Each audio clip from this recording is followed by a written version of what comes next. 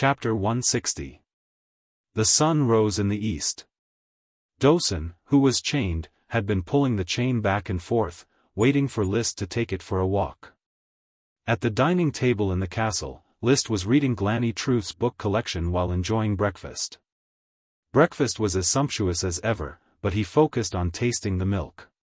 He didn't know if it was a psychological effect, or if he really tasted it, but the originally tasty milk now tasted of extraordinary quality. As expected of a dragon-type cow. "Mr. Carter, let someone inform Consultant Gort to come to the castle at 9 o'clock. "Yes, master." "By the way, tell Mrs. Morrison that from now on, I will drink 2 glasses of milk every morning and 2 cups of milk tea at night." "As you wish." After drinking the milk in one gulp, Carter took the cup and went to find Mrs. Morrison to make a new cup. List closed the 16 Tips to Improve Fireball book, leaned back in the chair, and planned his thoughts. Enter the elite sequence. It was difficult to improve his battle energy by eating meat and drinking milk. At this time, he needed the help of magic potions to expand the body's ability to produce battle energy, so as to continuously increase his total battle energy. Until the body reached the critical point of the total battle energy storage, he would kick the door open, and the energy change would cause a qualitative change, thus breaking through. "From today onwards, I will be a medicine pot." List didn't know how the Sky Knight broke through to become a Dragon Knight, but he knew very well how the Earth Knight broke through to become a Sky Knight. His father was a Sky Knight, and his experience of breaking through was naturally passed on to his sons and daughters without reservation. Simply put, it was potions. The black tulip from the first 3 years has to be handed over to Levis to deal with, it's not easy to get. But the flame mushroom, I can keep it and enjoy it. The flame mushroom has fire magic and is an excellent magic material for making fire battle energy. He thought of Glanny. Glanny is proficient in fire magic, I can ask him to make magic potions. Magic potions referred to plant magic potions. It also referred to finished magic potions. Most plant magic potions had chaotic attributes and had auxiliary effects on various attributes of battle energy. A few plant magic potions, such as the flame mushroom, had obvious attributes and could be made into targeted magic potions. The improvement effect was better than the chaotic magic potion. One was general, and the other was specialized, the value was not easy to compare. It was not easy to compare. But for List, the magic potion made by the flame mushroom was the most suitable. Otherwise, a simple magic potion that did not obey the power of the nobles would have been crushed by the knight. Otherwise, pure mages who refused to obey the nobles' authority would have long been crushed by knights. In this world, be it in terms of quantity or strength, knights had the absolute advantage. Magic shooters were known to be on the same level as dragon knights. They stood at the pinnacle of power and could fight a dragon one-on-one, but they were definitely not a match for a dragon knight. The cooperation between the dragon and the knight was not as simple as 1 + 1, but a qualitative leap. That was why the knight was the mainstream, and the magician was the non-mainstream. As his thoughts drifted away, List promptly pulled himself back and continued to ponder. Although Glanny is a bit stubborn and has a relatively low IQ, but he is still in the category of a normal person. Perhaps, I can strive for him to settle down in the Flower Town. He likes Coral City. It should be because there are brothels in Coral City. I can find him a wife. Sorcerers were all single.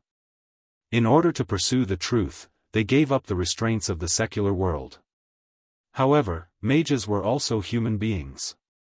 Solving problems with their own hands was far less attractive than discussing problems with each other. No matter what, I still have to earn money. Only by earning money can I buy more magic potions. He was a little regretful that he had given Levis his share of the black tulip for the first 3 years. At that time, he felt that it would take at least 3 years before he could reach the bottleneck of chi. Otherwise, if he could produce and sell the potions himself, he would be able to save another sum of money. There were too many ways to spend money. When this batch of World of Warcraft meat was finished, he would have to buy World of Warcraft meat from outside if he wanted to maintain his cultivation speed. This would be a huge expense. The cost of magic potions and World of Warcraft meat would be difficult for the lord of an ordinary town to support. List, who had a seafood business, could not guarantee that he could support it. There was no way to save money. He could only think more about how to generate income. Workshops had to be built in large numbers and strive to build Flower Town into an agricultural processing center. Black Horse Island also had to be conquered as soon as possible. The sale of Black Dragon Horse could definitely be exchanged for a lot of gold coins. At the same time, he had to speed up the construction of the Knight Squad. Without a knight to guard the territory, it was not a healthy state. Fortunately, there are dragon cows, which provide me with rich nutrition and relieve the food pressure. A few cups of dragon cow's milk every day could at least match the nutritional intake of World of Warcraft meat. Of course. The premise was that there were really dragon cows. After walking the dog, Gort had already arrived at the castle. There was no doubt that he had received the task of rectifying the dairy farm assigned by List. He was already accustomed to List's irregular actions from time to time. As you wish, the dairy farm's cows will enjoy the same treatment as your black dragon. List sent Gort away. List rode straight to the wheat settlement with his retainers. He wanted to inspect the progress of Glanny and Brad's work and urge them to complete the task as soon as possible. The 12 retainer knight whistled behind him with an imposing manner. After the logging team flattened the Thorns Ridge, Marcus and the retainer knight's task was over. The retainer knight returned to List's side to guard the lord. As for Marcus, he also had a new task. He was arranged by List to train the children brought by the serfs. At present, there were a total of 354 children between the ages of 3 and 10 among the local and purchased serfs in the Flower Town. Marcus needed to divide them into several groups according to gender, age, physique, intelligence quotient, and other aspects. When the time came, List would arrange for suitable instructors to train the children. In order for the future loyal retainers to become Earth Knights, he had to start from the children. Sir Lord. The patrolmen guarding outside Glanny and Brad's house immediately saluted when they saw List. Magic apprentice Charlie opened the door, stuck his head out, and instinctively shrunk back. Sir Baron, do you want to come in? The original Charlie did not understand manners. But now, Charlie was in awe of List. The reason was very simple. List used Dosen to scare him, making him wet his pants. Since then, when Charlie met List, he did not dare to be impolite. Is your teacher working? Yes, the teacher is making the second crystal lamp. List entered the house and quickly saw the busy Glanny and Brad. Brad had already started carving the 5th crystal, while Glanny had just finished a lamp. Chapter 161. A pair of crystal lamps were taken away. Back in the castle, List ordered the servants to install the crystal lamps in his study. The lamps made of white crystal emitted a gentle white light, much like natural light, although not as strong as the sun. Just one crystal lamp was as bright as 10 candles. About 50 watts of incandescent light, not strong enough, it is best to install 2 more. Installing 3 crystal lamps in a room was the most suitable level of brightness. More dazzling, less dim. These crystal lamps could be lit for several years, and they would always be lit. They could also be designed to be switched on and off at any time, but it would require a high level of technical carving and was not cost-effective. The value of crystal was indeed high, but the price was not unacceptable. Tulip Castle had hundreds of crystal lamps. It was a bright castle from day to night, never falling into darkness. Many nobles liked to use crystal-carved tableware. After the enfeoffment, List also received a set of exquisite crystal tableware. Although its magic power was exhausted, it was still used to entertain distinguished guests. The bedroom also needs to be installed with crystal lamps, and then a lampshade. In this way, there is no need to turn off the light. As long as the lampshade is turned off, it is equivalent to turning off the light. He was used to sleeping in the dark. He couldn't sleep with the lights on. He instructed the servants to correct the position of the crystal lamps. With Glanny's speed, it would take about 3 to 5 days to finish the 10 crystal lamps. 10 lamps could at most maintain the use of 5 rooms, but he did not intend to add more. It was a bit out of line to take out so many crystals at once. It was better to keep a low profile.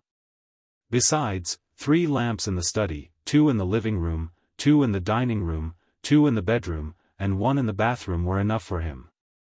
"Master, Mr. Marcus is here, waiting for you in the living room." Carter came over. "What did Teacher Marcus say?" "He came to report on the night training of the serf children." List thought for a moment and said, "Inform Karl Hammerstein and Rome Wintong to come over. In addition, call my 12 retainer knight over. I want to hold a meeting." He went downstairs. He saw Marcus. "Sir, Marcus greets you." "Good day," List said as he allowed Thomas to fix his bow tie. "Teacher Marcus, let's talk under the apple tree. I've also invited some others to discuss night training." The apple tree was a wild fruit tree not far from the castle gate. There were stone benches and wooden tables under the tree. List often read or pondered under the tree. Unfortunately, the apples were already ripe in this season. Therefore, for the time being, he couldn't learn from Newton, get hit in the head by an apple, and then come up with the epoch-making law of gravity. Next year, when the tree bore apples again, he would definitely ponder on astrophysics, magic, and battle chi under the tree. Apples are good stuff. 3 apples can change the world. List sat down and pointed at the apple tree with a smile. Marcus was confused. Apples are delicious, but how can they change the world? Do you know how humans came to be? We are the rulers of nature. We were born at the same time as this continent, sir. Well, looking at Marcus's serious answer, List suddenly felt bored. This Earth Night was not a humorous subject. Therefore, he made a long story short. There is a legend that the first 2 people ate apples and created the current human race. Marcus asked, then why did 3 apples change the world? Eating the forbidden fruit, gravity, iPhone. List regretted starting this topic. He could only talk nonsense. Later, some people ate apples and cultivated battle chi. Some ate apples and created magic. Of course, these are all legends. From the night novels, the authors of those novels have a good imagination. Those wizards? They can't change the world. The world belongs to the night. After talking nonsense for a while, Karl and Rome had arrived. The retainer knight was also gathered under the apple tree. Looking at Marcus, Karl, Rome, and the upright retainer knight, List suddenly thought of King Arthur and his Round Table Conference. The fictional king of ancient Britain liked to hold meetings around a round table with his knight. The Europeans wrote a lot of stories about King Arthur and the Round Table Knight. The Japanese also wrote a lot of stories about King Arthur. If I become king one day in the future, will the table under the apple tree be called the Apple Table or the Apple Table Conference by future generations? Will Marcus, Karl, and Rome be called the Apple Android Knight by future generations? Maybe they should be called the Apple Knight? List's thoughts were fleeting. He said seriously, Teacher Marcus, has the grouping of the young serfs been completed? Yes, Your Excellency. Of the 354 young children, excluding the deformed and untrainable 26, there are 328 left. There are 169 boys and 159 girls. In accordance with Your Excellency's instructions, I have divided the girls into a separate group, and the boys into a passing group and a failing group. The girls will be trained by Rome. List directly made a decision. The purpose of the training is to strengthen their bodies and facilitate future work arrangements. If there are outstanding seedlings who can cultivate chi, then other arrangements will be made. Rome immediately stood up and saluted. As you wish, I will train these girls strictly. Women cultivating qi was not mainstream. At least, most of the lords would choose boys when they chose a knight. However, it was not fixed. There were many lords who trained female knight. Sister Elvira trained a group of girls to form a female knight squad. Of course, she also trained more boys. Liszt did not train girls to form a female knight squad. Instead, he hoped that women could also increase their strength and do some heavy work in the future. In other words, he wanted to completely contract the work of farming and liberate the male labor force. Men could go to workshops as workers and do more physically demanding work such as repairing roads, bridges, shipbuilding, and so on. More importantly, if a woman's physique became stronger, the difficulty of childbirth would be reduced, and the survival rate of the baby would greatly increase. In addition, if a few talented female knight emerged, they could be taken in as retainer knight. If it was a beautiful female knight with fair skin, they could then be transferred to a personal guard. Wouldn't that be wonderful? The failing group will be trained by Karl. Liszt put away his thoughts and continued, the training for the failing group will be the same as for the girls' group. It is best to strengthen the body and cultivate qi. In the future, among this group of people, those who have qi can join the patrol team and the insect guard team. Those who don't have qi can build roads and bridges. Karl stood up and accepted the order, as you wish. Finally, the passing group will be trained by teacher Marcus. They will be the future night guards of the territory. Philip, Xavier, you two retainer knight will take turns to assist teacher Marcus. Train the passing group. I think we should divide the passing group into smaller groups according to their age and train them separately. Chapter 162. As the meeting progressed, the number of participants gradually expanded. Gort, Isaiah, Blair, as well as Old Grandet and Costo joined. The contents of the meeting ranged from the training of young serfs to the future planning of the flower town. At noon, the apple table meeting was a complete success. The meeting decided to establish the flower town's Knight Academy. Because the territory was just a small town, the Knight Academy was kept secret. Academy was just an internal designation and not a permanent institution. Anyone who participated in the training of the Knight Academy would concurrently serve as an instructor and receive a salary of 2 copper coins per day. The list of the first 8 instructors was as follows. Etiquette instructor Gort Mast, responsible for training the young serfs on how to be loyal to the Lord. The instructor of the Knight Squad, Marcus Wheeler, was responsible for training the Knight Squad's reserve members, namely, the young serfs who had passed. The instructor of the patrol team, Karl Eisenhammer, was in charge of training the young serfs of the patrol team who had failed the test. The worm protection team instructor, Rome Winebarrel, was responsible for training the worm protection team candidates, the young serfs of the girl group. Administrative instructor Isaiah Moss, responsible for teaching the young serfs administrative skills. Serpentine instructor Blair Steele, responsible for teaching the young serf Serpentine to read and write. Windspeak instructor Grandet Shortbench, responsible for teaching the young serfs Windspeak to read and write.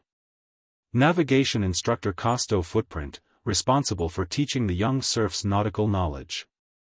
At the same time, the division of labor of the Flower Town's administrative office officials was adjusted, as well as the salary regulations. Among them, the consultant was paid 20 copper coins per day, the administrative officer was paid 10 copper coins per day, and the administrative officer assistant was paid 5 copper coins per day. The list was as follows. Flower Town's consultant and diplomat Gort Mast, responsible for overseeing the affairs of the Flower Town as well as foreign affairs. Administrative officer and legal officer Isaiah Moss, responsible for the administration of the Flower Town as well as legal affairs. Administrative officer assistant Odin Insole. Financial officer Blair Steele, responsible for the financial affairs of the Flower Town. Assistant financial officer, Gray Sickle. Defense officer Karl Hammerstein, responsible for the patrol team. Worm protection officer Rome Winespot, responsible for the worm protection team.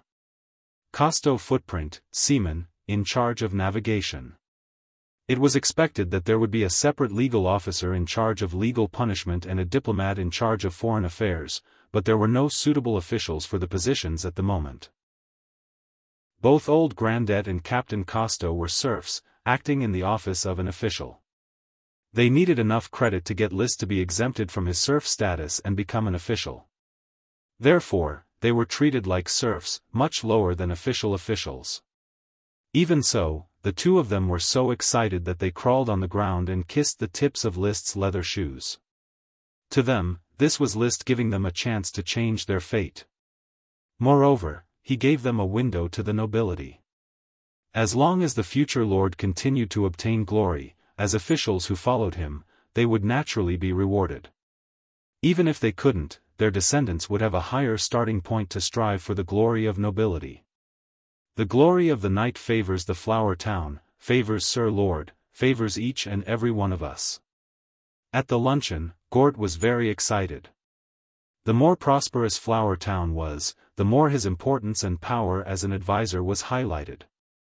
He was not worried about being challenged and shaking his position. Only aristocrats could serve as advisors, and in Flower Town, apart from List, he was the only aristocrat. At least for a few years, this pattern was unlikely to change. He was so excited that he almost got drunk from drinking beer.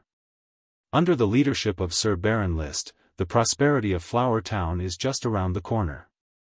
Let's raise our glasses and drink to the Lord. Cheers to the Lord. For Gort's flattery. List was automatically immune and calm. Flower Town has passed the difficult initial stage and is now in a stage of rapid development. With the help of the smoke mission, his vision is not something that Gort and others can guess. After the luncheon, the officials returned to their posts. List left Costo alone. Captain Costo, how is the sailor training going? It's almost done. I have already started the trial. Just wait for a heavy rain at sea to test the sailor's ability to adapt, and then we can sail to Black Horse Island.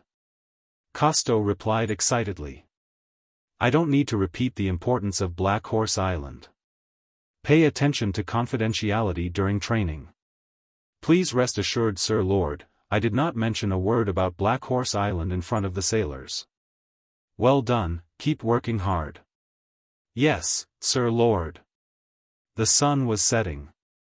Time flies, and the afternoon passed. List had just returned from an inspection of the thorns, worms, fungus bushes. He happened to meet Tom, the manservant who came looking for him.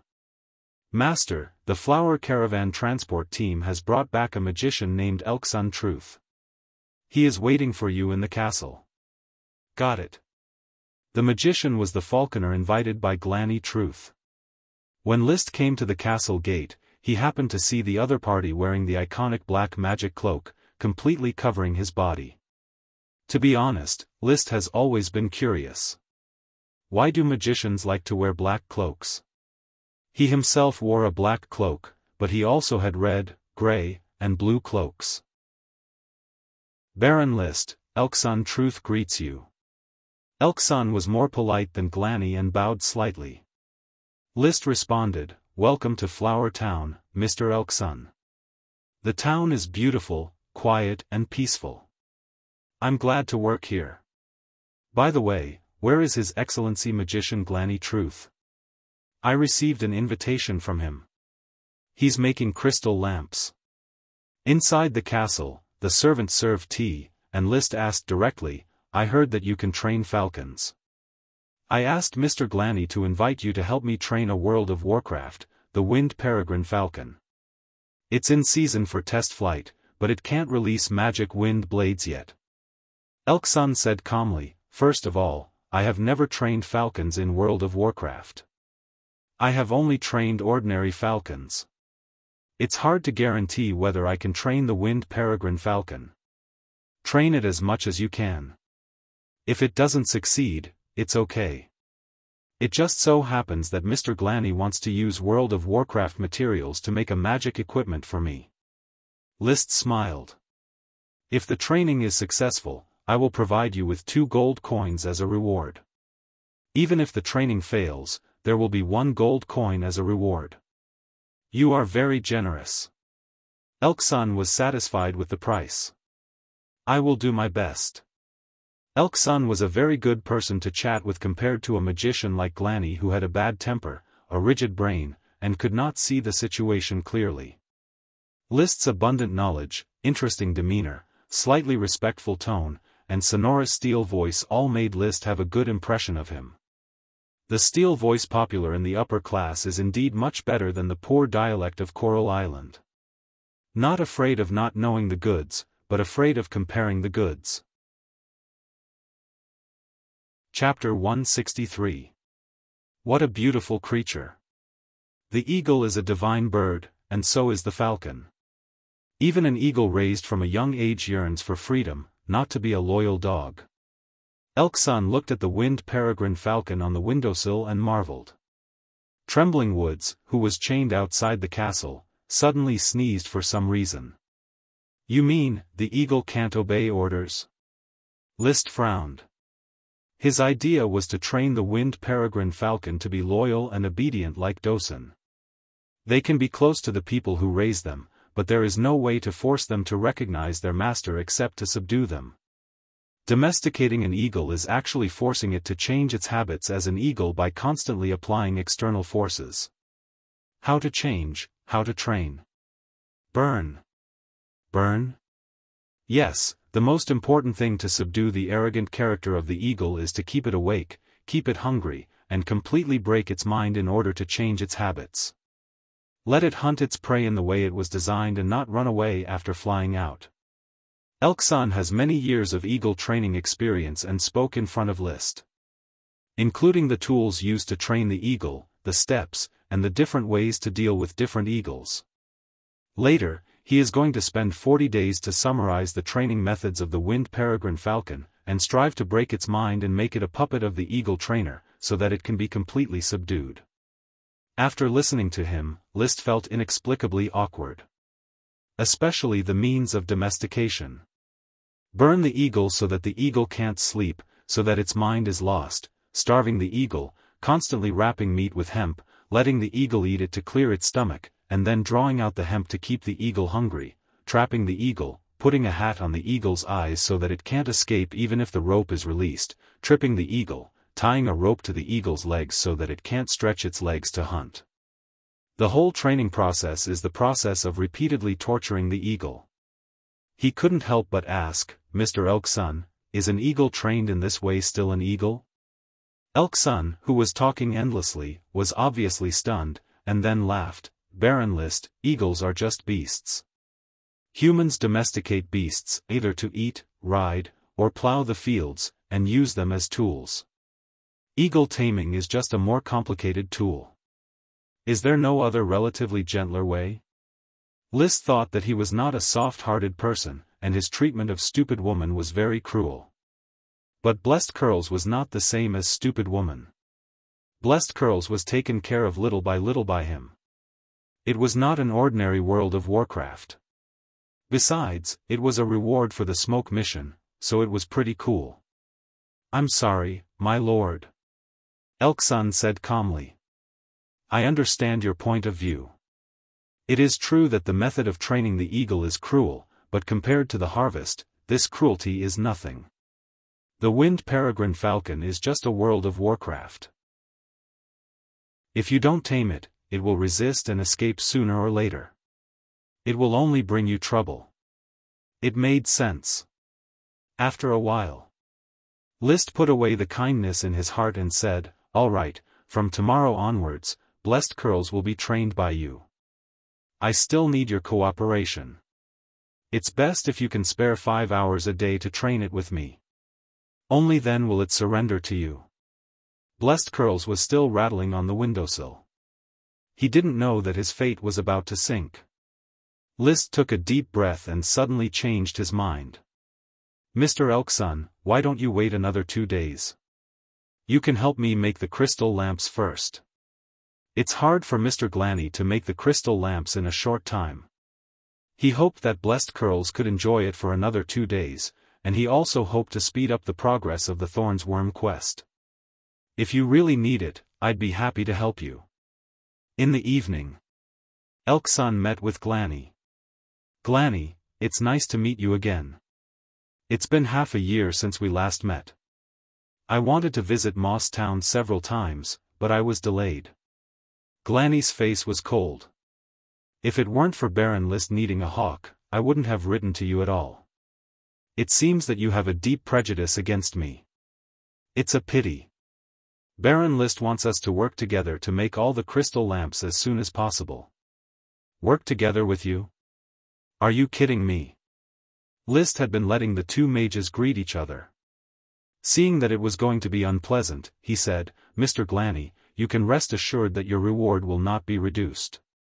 I just hope to speed up the production of crystal lamps as soon as possible. The Black Pearl magic equipment has to be made as soon as possible. I don't think working with him will speed up the progress of the work. Not all mages know how to make magic equipment. Elk-san kept smiling. Sir Glanny, I recognize that your skills are good, but please don't belittle me like that. Even if my skills are not good enough, it's normal for two people to work together. Besides, Baron List has said that he will pay me separately and will not rob you of your business. Glanny still wanted to speak. List said impatiently, well, that's settled. Now, let's start the dinner to welcome Mr. Elk-san. I hope he will have a good time in Flower Town. Elk-san smiled and saluted. Thank you for your hospitality. I walked around Flower Town and have fallen in love with the beautiful scenery and people here, as well as its thriving style. Look. List blushed a little when he heard what she said. He thought that mages were like Glanny, but now he knows that among mages, there are also elegant figures like nobles. When the dinner began, the town officials joined. The atmosphere became more lively, and Glanny's wit, humor, and erudition quickly won everyone's favor. Glanny, on the other hand, had a cold face all the way, eating and drinking by himself, out of place at the banquet. In the next 2 days, with the addition of Elk-san, the production of crystal lamps really sped up. By the morning of the 3rd day, 10 crystal lamps were successfully made. All the crystal lamps have been installed in the castle. Mr. Glanny, next, make the Black Pearl magic equipment as soon as possible. List actually regretted choosing to use him to make magic equipment. However, the basic integrity of a person was a must, so he did not show too much emotional change towards Glanny. Glanny still had the same indifferent expression, with pride in his eyes. What are you going to name it? It will definitely be an excellent magic equipment. It must have a name that matches its temperament, so that my magic equipment making skills will not be in vain. Dinghai Pearl, I've already thought about it. Dinghai Pearl? Glanny thought for a moment and said bluntly, it's a common name. How about the Eye of the Storm, which is more imposing than the Dinghai Pearl and more in line with its positioning? Eye of the Storm? Dinghai Pearl? Chapter 164. List sent away the blind Glanny.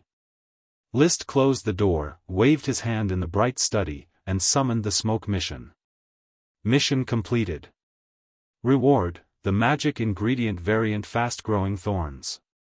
Magic ingredient. Seeing these 2 serpentines, List's pupils suddenly dilated. The mutation that he yearned for was finally realized. Sure enough, the thorns gave birth to a magic ingredient. It was a wise choice not to cut off the ordinary fast-growing thorns. Although the fast-growing iron thorns were practical, they were not as important as the magic ingredient. Especially now that he had entered the Elite Earth Knight sequence, he needed a magic ingredient. It was like a timely rain, drenching his heart and making him feel refreshed. The smoke in front of him slowly changed, forming new serpentines. Mission: the outbreak of 5 varieties of variant thorns is the desire of the thorn sprite to evolve. It launched a fierce battle against fate. As its contract master, you should lend a helping hand. Please provide the thorn sprite with a new variety of thorns. Reward, a sprite. Seeing this, List's pupils dilated again. The thorn sprite chain mission has finally reached the last round. My first sprite is a thorn sprite. I thought it was the least likely to evolve successfully, but I didn't expect it to evolve first. There is no new variety of thorns in the flower town. It seems that I have to look outside. Thinking of this, he didn't hesitate for a moment. He directly summoned his retainer knight Philip and Xavier, the two trainee knight who first cultivated Qi and were the most promising to break through to the Earth Knight rank, were the focus of List's training. Philip, Xavier, I have a mission for you. The teenager's immature face had been tanned, and his eyes were no longer dull, but firm. I am willing to serve, sir. Philip, go to the Coral City and tell Captain Harpagon to mobilize all the caravans to look for thorns. I don't want ordinary thorns, I want an unusual variety of thorns. Philip responded in a capable manner, understood. Xavier, go with the thorns caravan. The same mission is to find an unusual variety of thorns. Also, call Teacher Marcus when you leave. As you wish. Xavier quickly called over Marcus, who was training the young serfs. Sir, are you looking for me? Follow me. List took Marcus to the insect room on the second floor and showed him the increasingly fat thorn sprite. Teacher Marcus, you are my most trusted person. Take a look at these sprite. Do you see anything?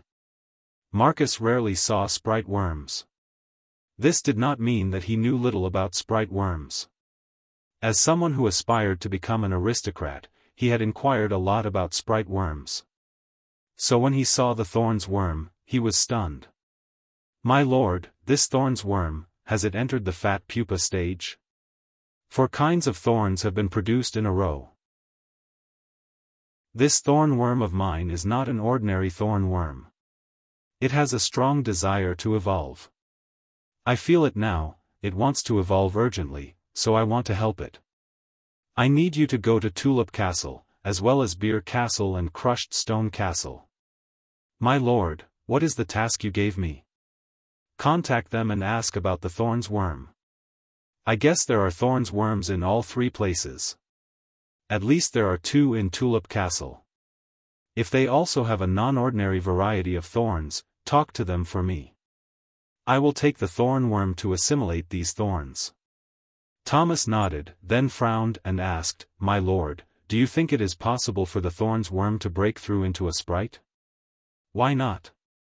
Perhaps the probability is very low, but nothing is absolute. Even if there is only a slight possibility, I will not give up.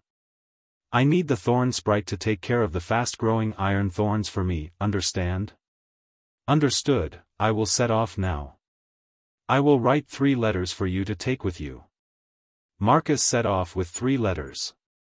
List was not idle either. He took Dosen, said hello to Elk Sun, who was ready to train Blessed Curls, and set off for the Thorns Bush.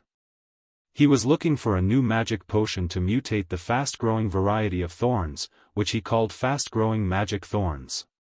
Fast-growing thorns, fast-growing poisonous thorns, fast-growing thorns, fast-growing iron thorns, fast-growing magic thorns.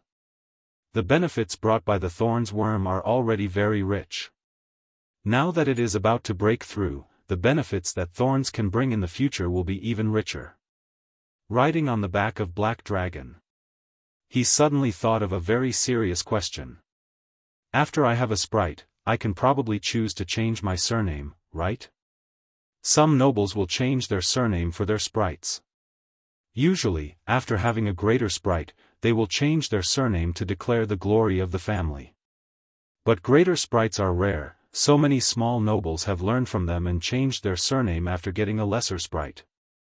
Greater sprites live for 200 years and lesser sprites live for 100 years, which can continue the glory of the family for several generations. Tulip family, which began in the Earl's era, the tulip sprite evolved into a greater tulip sprite, and the surname changed from Tile to Tulip. The tulip family of Beer Castle, which has a tulip sprite, directly changed its surname to Tulip.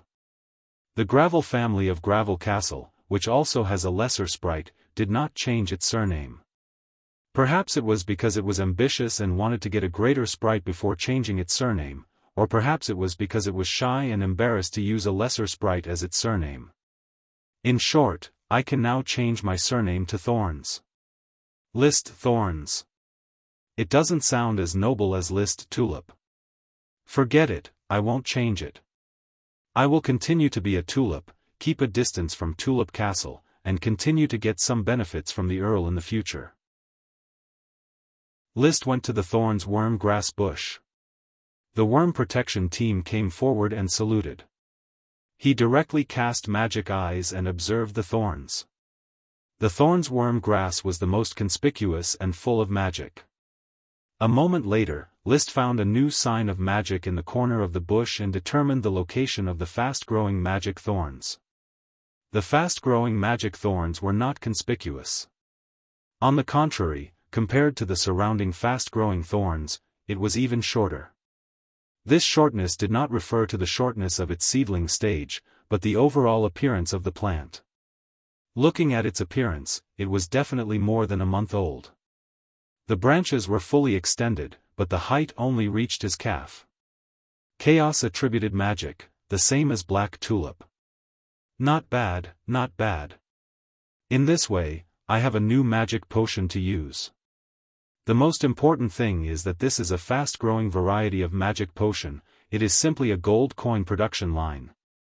List touched the fast-growing magic thorns. Its thorns were small and blunt, and basically had no lethality. Next to it was a fast-growing thorn. The thorns gleamed coldly as if they were ready to kill at any time. I have to protect this fast-growing magic thorns. The other types of thorns around it, from head to root, should be uprooted to make room for it to grow. List decided on the plan to cultivate the fast-growing magic thorns. He had a new worry. The fast-growing magic thorns need Thorns worm to increase production, and the fast-growing iron thorns also need Thorns worm to increase production. How should I distribute them? You can't have your cake and eat it too. He could only hope that the Thorns worm would break through the thorn lesser sprite as soon as possible and affect a larger range of thorns. He stood up and looked at the more than 100 acres of Thorns worm grass bush. It was as if he saw a steady stream of magic potions and high-quality wood. Chapter 165. Oh, heavens! After receiving the notice, Gort rushed to the Garden of Thorns. He immediately opened his mouth wide and described in an exaggerated manner, "I can't believe this is true, magic ingredient thorns. I thought that Flower Town was a place of night glory, but now I understand that this is more like the birthplace of night glory." The birthplace of night glory? I like that, Advisor Gort. There may be more surprises that you can't imagine. List pretended to be mysterious. With the existence of the smoke mission, everything here was a matter of course. Dragon. Smoke dragon. A dragon that could create a country, so this little benefit was nothing. Are there more surprises? Of course, you will know soon. List was referring to the evolution of Thorn Sprite. He believed that news of a new variety of thorns would soon come back. When the time came, after the assimilation of the Thorn Sprite, what would be obtained would be a magical Thorns lesser sprite. He did not tell Gort, as Gort's big mouth could not keep secrets. As for the evolution of Thorn Sprite, he was not ready to announce it until the moment of success. He was only going to let Marcus know. List trusted Marcus very much. His family had settled down in Flower Town. He skipped the topic. List said, "Teacher Gort, the Garden of Thorns can be transplanted and planned. My idea is to transplant the fast-growing thorns and poisonous thorns to the edge of Thorns Ridge and surround Flower Town to prevent it from being invaded by World of Warcraft or thieves. This is a big project." Gort looked embarrassed. "It may not be possible for a short time. The autumn harvest has arrived, and I am organizing the serfs to harvest this year's crops. Then wait until after the autumn harvest to arrange the Garden of Thorns. But for now, arrange for people to dig up the ordinary thorns around the fast-growing magic thorns, so that the magic ingredient thorns can grow and multiply. As you wish. After a while. The insect officer who was inspecting the worm stalks, Rom Winebarrel, also hurried over. List then added, "We need to strengthen the protection of the Garden of Thorns. There will be at least 4 insect protectors in each squad. They will be divided into 8-hour shifts." Understood. Also, I will buy a few big drums and place them in the wooden houses where the insect guards are on duty. If there is a situation, they will directly hit the drums to alert us. After making the appropriate arrangements, he reluctantly left the Garden of Thorns. Back at the castle. Elk-Sun Truth has designed a complete set of tools for training blessed curls, including eagle sprout, eagle tripod, eagle canteen, eagle gloves, eagle cage sleeves, falcon platform, false bait, and a series of equipment. These were all precisely made according to Blessed Curl's body shape. It wasn't too expensive, but it wasn't cheap either. There were so many of them that it would cost at least 1 gold coin. Baron List, we're about to enter the eagle taming phase. Please refrain from feeding blessed curls. As for the rest, leave it to me to make it unable to sleep. In the end, I will completely surrender to the arrogant head below you. Got it. List reached out and touched blessed curls. Although blessed curls wouldn't bite List, it would avoid his touch. It didn't like anyone touching it. In the following time, Blessed Curl's training began. Moving out of the castle and locked in a separate falcon room, Elk-Sun stared at Blessed Curls and recorded his detailed data. It must be said that this witty and humorous magician, instead of doing magic work, worked as a breeder, which was quite interesting. "Mr. Elk-Sun, what magic are you good at?" "Earth and water." "Let me ask you a curious question. How did you become a magician?" Elk-Sun recalled, "Baron List, I was born in a serf's family. It happened that my teacher passed through Snake Spear City and went to the town where my family lived to pick some plants. He needed a helper and chose me. After that, he asked me if I would like to explore the truth with him, and I said yes." "So you are from Snake Spear City?" "My family was originally a serf in Midway Island. When I was a child, because the Lord, Viscount Clare, angered the Marquis of Deep Throat Island, I was exiled to a deserted island. So my family and I came to Coral Island and settled in Snake Spear City, but my parents have died and I am now alone."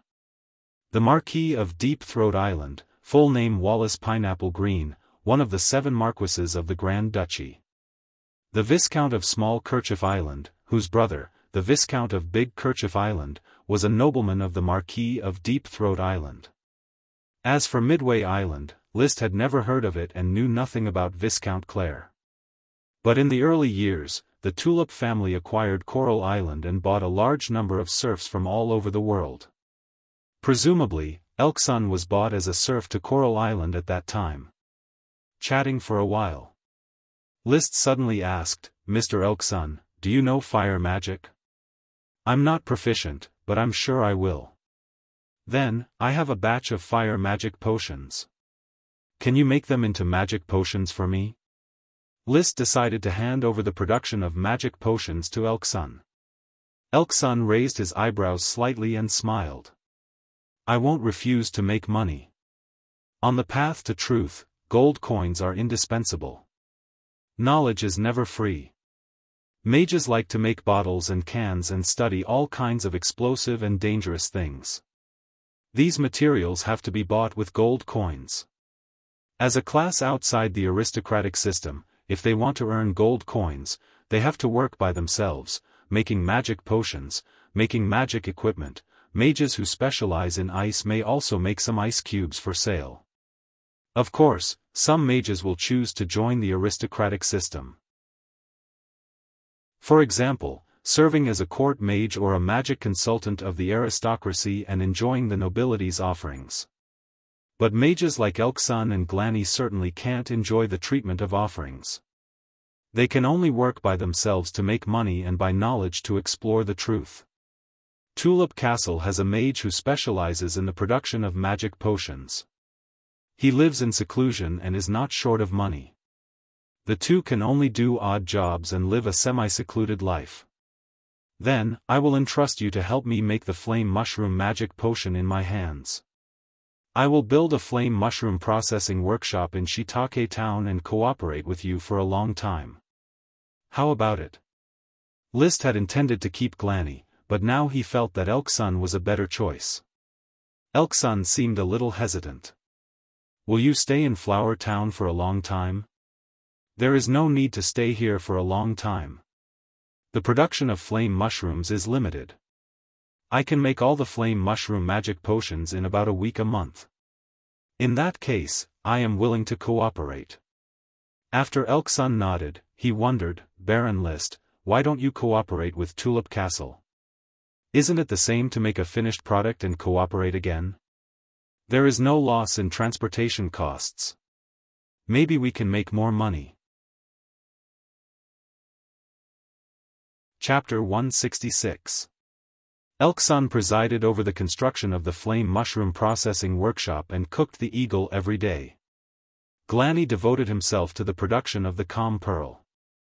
Gort and other officials presided over the autumn harvest of Flower Town. The town's civilians also joined the harvest team, harvesting wheat, barley, naked wheat, leveling the wasteland, picking wild fruits, picking vegetables, and collecting tulip capsules. After autumn came a long winter of ice and snow, and all crops in Flower Town would stop growing. Master, this is the newly picked black nightshade today. Butler Carter brought over a plate of small black fruits.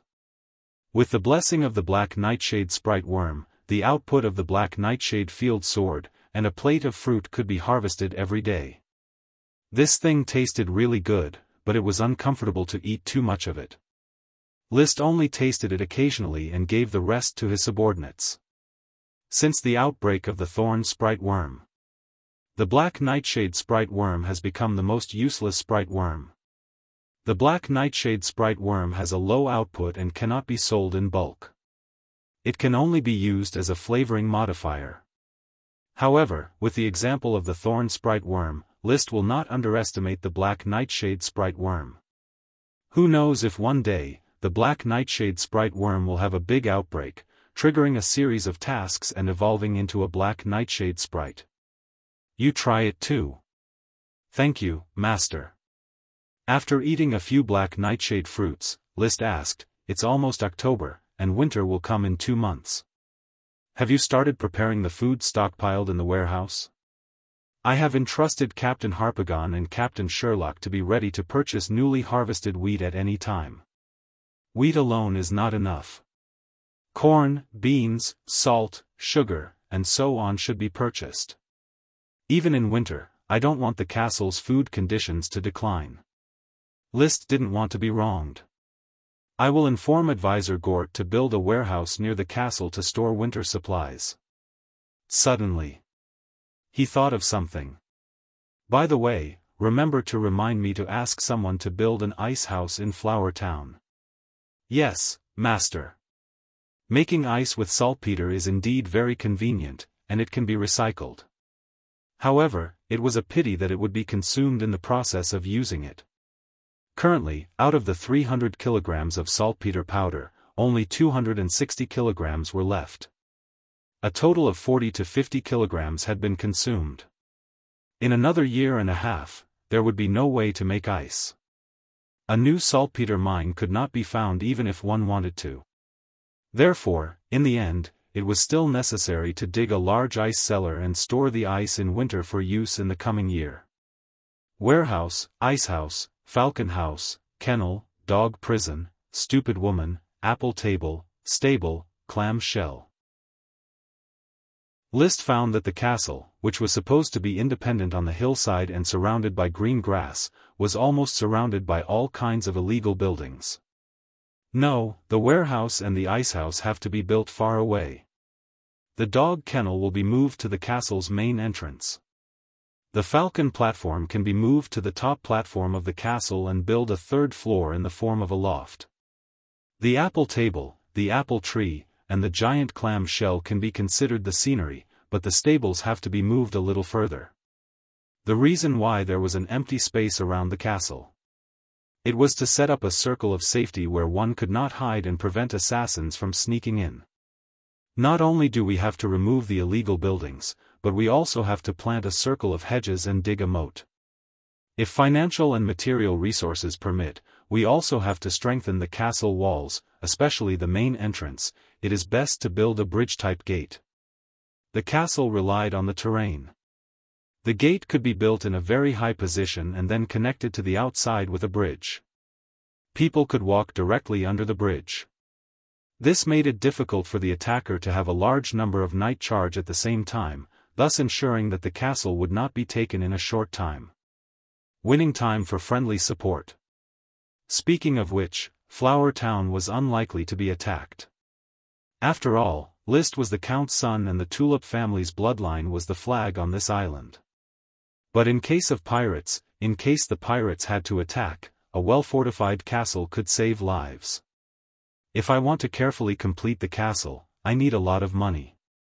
I am indeed very rich, with tens of millions of fixed assets, but the liquidity, even with the support of the seafood business, is still not enough to make ends meet. It's a headache. A castle that could have its own name. At the very least, it had to be able to support the independent living conditions of the castle, with sufficient food, solid defenses, and a water source. The Tulip Castle built on a cliff had a fountain. Even if it was besieged by troops and horses, it could persist for at least half a year or even a year. In this regard, Flower Town's castle was very deficient. Without a water source, it had to be fetched from the town's well. Should I look for an opportunity to sell some mithril, crystals, and jades? Let's talk about it after exchanging them for several thousand gold coins. The high-value items he could sell were a chest of magic metal mithril, a chest of dragon mineral crystals, and a chest of magic stones and jades. As well as the remaining 10 or so black pearls. Black pearls were extremely valuable, especially the basin-sized and basketball-sized black pearls. They were excellent navigational tools, while the smaller black pearls could also be made into personal defensive accessories. It wasn't cost-effective to sell them now. Giant clams weren't something that could be seen often. Especially such a big giant clam. The remaining mithril, crystals, and jades were all good things with a price but no market. He was also reluctant to sell them. Forget it, let's not think about it. It's not time for me to lie down and enjoy myself. I still have to fight. The more he thought about it, the more excited he became. He couldn't stay in the castle. He simply took the knight and Dosen, who was getting stronger and stronger. He wandered around.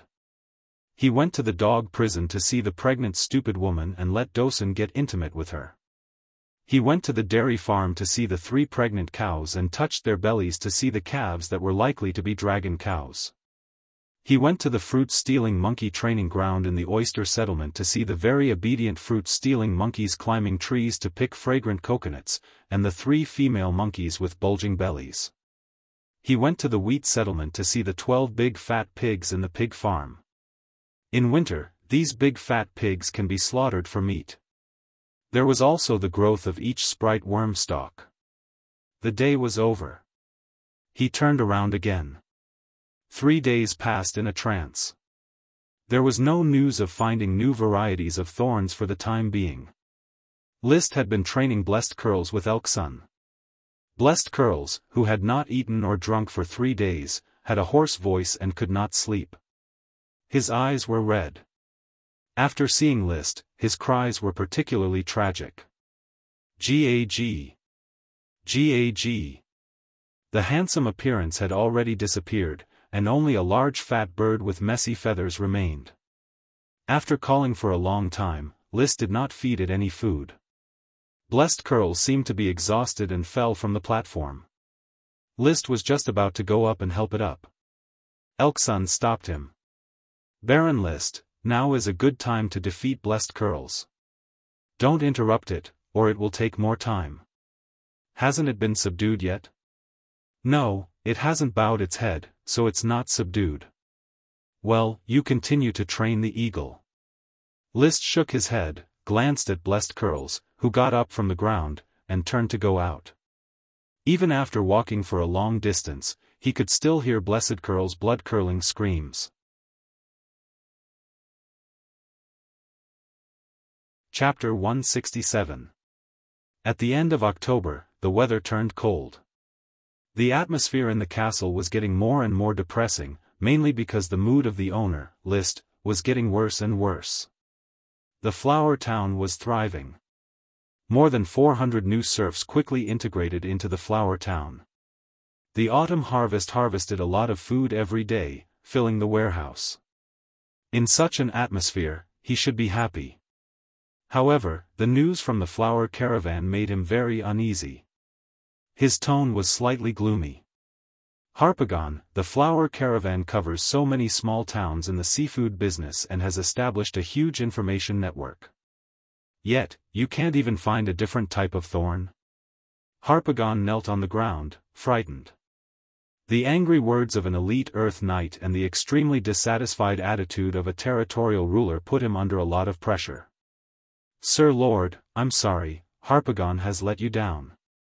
I have let everyone in the caravan announce to the public that if you can provide a new variety of thorns, you will get a high reward. However, the thorns sent are all ordinary varieties. There is no variety that meets your requirements. Have you searched all the areas covered by the flower caravan? Birch City, Elm City, Snake Spear City, Gravel City, and the surrounding towns have all been searched. If you want to continue your search, you will have to go to the villages under the towns. Then go to the villages one by one and ask them one by one. List's temper was not directed at Harpagon, but in any case, he was very annoyed. You can directly withhold 1/10 of the flower caravan's funds for the cost of searching for new varieties of thorns. Harpagon replied cautiously, Yes, Sir Lord, Harpagon will search carefully. He got the opportunity to be promoted to the captain of the flower caravan after Grandet was promoted. He didn't want to be dismissed by List for his incompetence and be sent back to the fields. Go and do your work. List waved his hand and let Harpagon leave. Then he sat in a chair and rubbed his temples with his hands. Not only did the flower caravan not find anything, but the thorns caravan was also empty-handed. He thought that the caravans all over the Coral Island would be able to find new thorns by casually asking around. Who would have thought that they would not be able to find it? The caravan has offered a lot of rewards for finding a new variety of thorns. The civilians who get the news will definitely go crazy looking for it.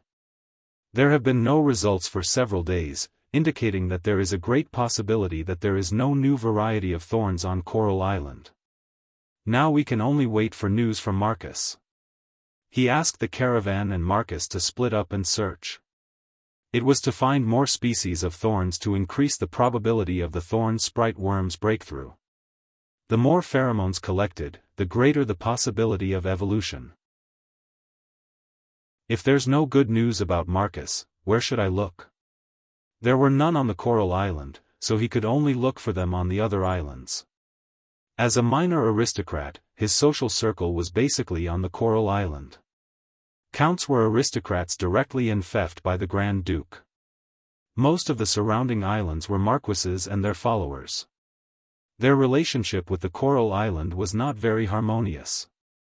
It was a taboo for the followers of different lords to casually interact with each other. However, there was one island that he could enter and leave at will, the Red Crab Island. List was a legitimate descendant of the Taro family. His mother was the daughter of Merlin Longtaro, the lord of the Red Crab Island, one of the 7 great marquises of the Grand Duchy, and the master of the Longtaro Castle. When he first visited Marquis Merlin, he was recruited by the sparsely populated Taro family. If I ask Grandpa Merlin, no, I only need to ask Cousin Meopal for help, then I should be able to complete the task. The huge Red Crab Island was equivalent to a province in China. How could he not find a few different varieties of thorns? Perhaps there were many different varieties of thorns in the hedges of the Long Taro castle. Thinking of this, the irritation in his heart subsided a little. If one day I can no longer stay on the Coral Island, I will go to the Long Taro castle for shelter. I believe that Grandpa will at least arrange a Viscount fief for me. However, the Red Crab Island was a big family, so it might not be as good as the Coral Island. No matter how close a cousin is, he couldn't be closer to a relative. Suddenly, he thought of Athena Salmon, and his mood could not help but warm up a little. It's been a few months, I don't know if Athena has held hands with other nobles. Ah, I remember running in the sunset that afternoon, that was my lost youth. He was very fond of the noble lady who boldly expressed her love to him. But soon, the beautiful memories were interrupted by a mournful wail. The sound came from the falcon's room outside the castle. It was made by the tortured Blessed Curls. The irritation that had just subsided came back. He got up, walked out of the castle, and went to the falcon's room. Elk-sun was sitting opposite the falcon, his eyes bloodshot. Seeing List arrive, he hurriedly said, "Baron List. Mr. Elk-sun, Blessed Curls, haven't you bowed down yet? Your winged peregrine falcon, its inner pride is beyond my imagination." Elk-sun explained awkwardly. He thought that the eagle was in the bag, but now it was completely frozen. The winged peregrine falcon would rather starve to death than bow its head. List suddenly saw red blood on the corner of Blessed Curls's mouth. Did it vomit blood? Yes, in a long-term state of hunger, its body is on the verge of danger. If it is repeated several times, it still won't succeed. Sorry, Baron List, this is a situation I have not encountered in domesticating ordinary falcons. In other words, Blessed Curls may starve to death. There is such a possibility, but it is also possible that after a few days, it will bow its head. You know, after all, World of Warcraft is just a beast. They will succumb to the threat of death.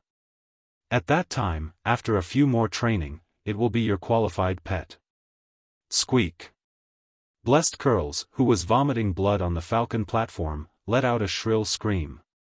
But its eyes did not show the slightest sign of surrender, it was still stubborn. List looked over, as if he could see through those eyes, disdain for fate. Fate. It was probably the after-effects of the smoke dragon. Recently, he often associated everything with fate. He always wanted to understand the cause and effect of fate. Fortunately, the materialistic values ingrained in him since childhood were still on the defensive. I don't think Blessed Curls will surrender to anyone. List shook his head. The winged peregrine falcon was not a caged bird. He could see from an early age that Blessed Curls yearned for the sky. Mr. Elk-sun, the training ends here. I need you to spend more time on the flame mushroom magic potion. What? Elk-sun was stunned. Baron List, if you give up now, all the previous efforts will be in vain, and as it grows up, there will be no second chance. Don't worry, I will pay you according to the work you have done. List decided to be capricious for once, leaving the beautiful picture to his imagination. He said, untying the rope on Blessed Curls on the platform. He personally brought meat and water to feed Blessed Curls. Blessed Curls was a World of Warcraft, and its resilience was very strong. In just half a day, it had recovered a lot of vitality. Fly, Blessed Curls. Opening the door of the falcon room, List pushed Blessed Curls. Blessed Curls was obviously not used to the current situation. It turned to look at List, its eyes flashing with confusion. But after a moment of hesitation, it finally flapped its wings and jumped off the platform. Wings fluttered and flew. Snap! It fell down. But it quickly fumbled with the instinct to fly. For the last time, it kicked off from the ground, flapped its wings, shook off 2 feathers, and successfully flew into the sky. Squeak! Chapter 168. Master, blessed curls flew away. I know. You must be in a very bad mood right now. Of course, these damn World of Warcraft, the next time I catch them, I'll stew them directly. List complained. I fed it and let it go free, but after so long, it still didn't mature and flew away. It can be seen that there is no difference between World of Warcraft and beasts. Woof woof. Dosen protested in the kennel. List vented his dissatisfaction with blessed curls and turned around. There was no longer any angry expression on his face. Mr. Carter, the Thorns caravan hasn't bought the female wolfhound yet? I heard from Sherlock that we need to contact the flower caravan.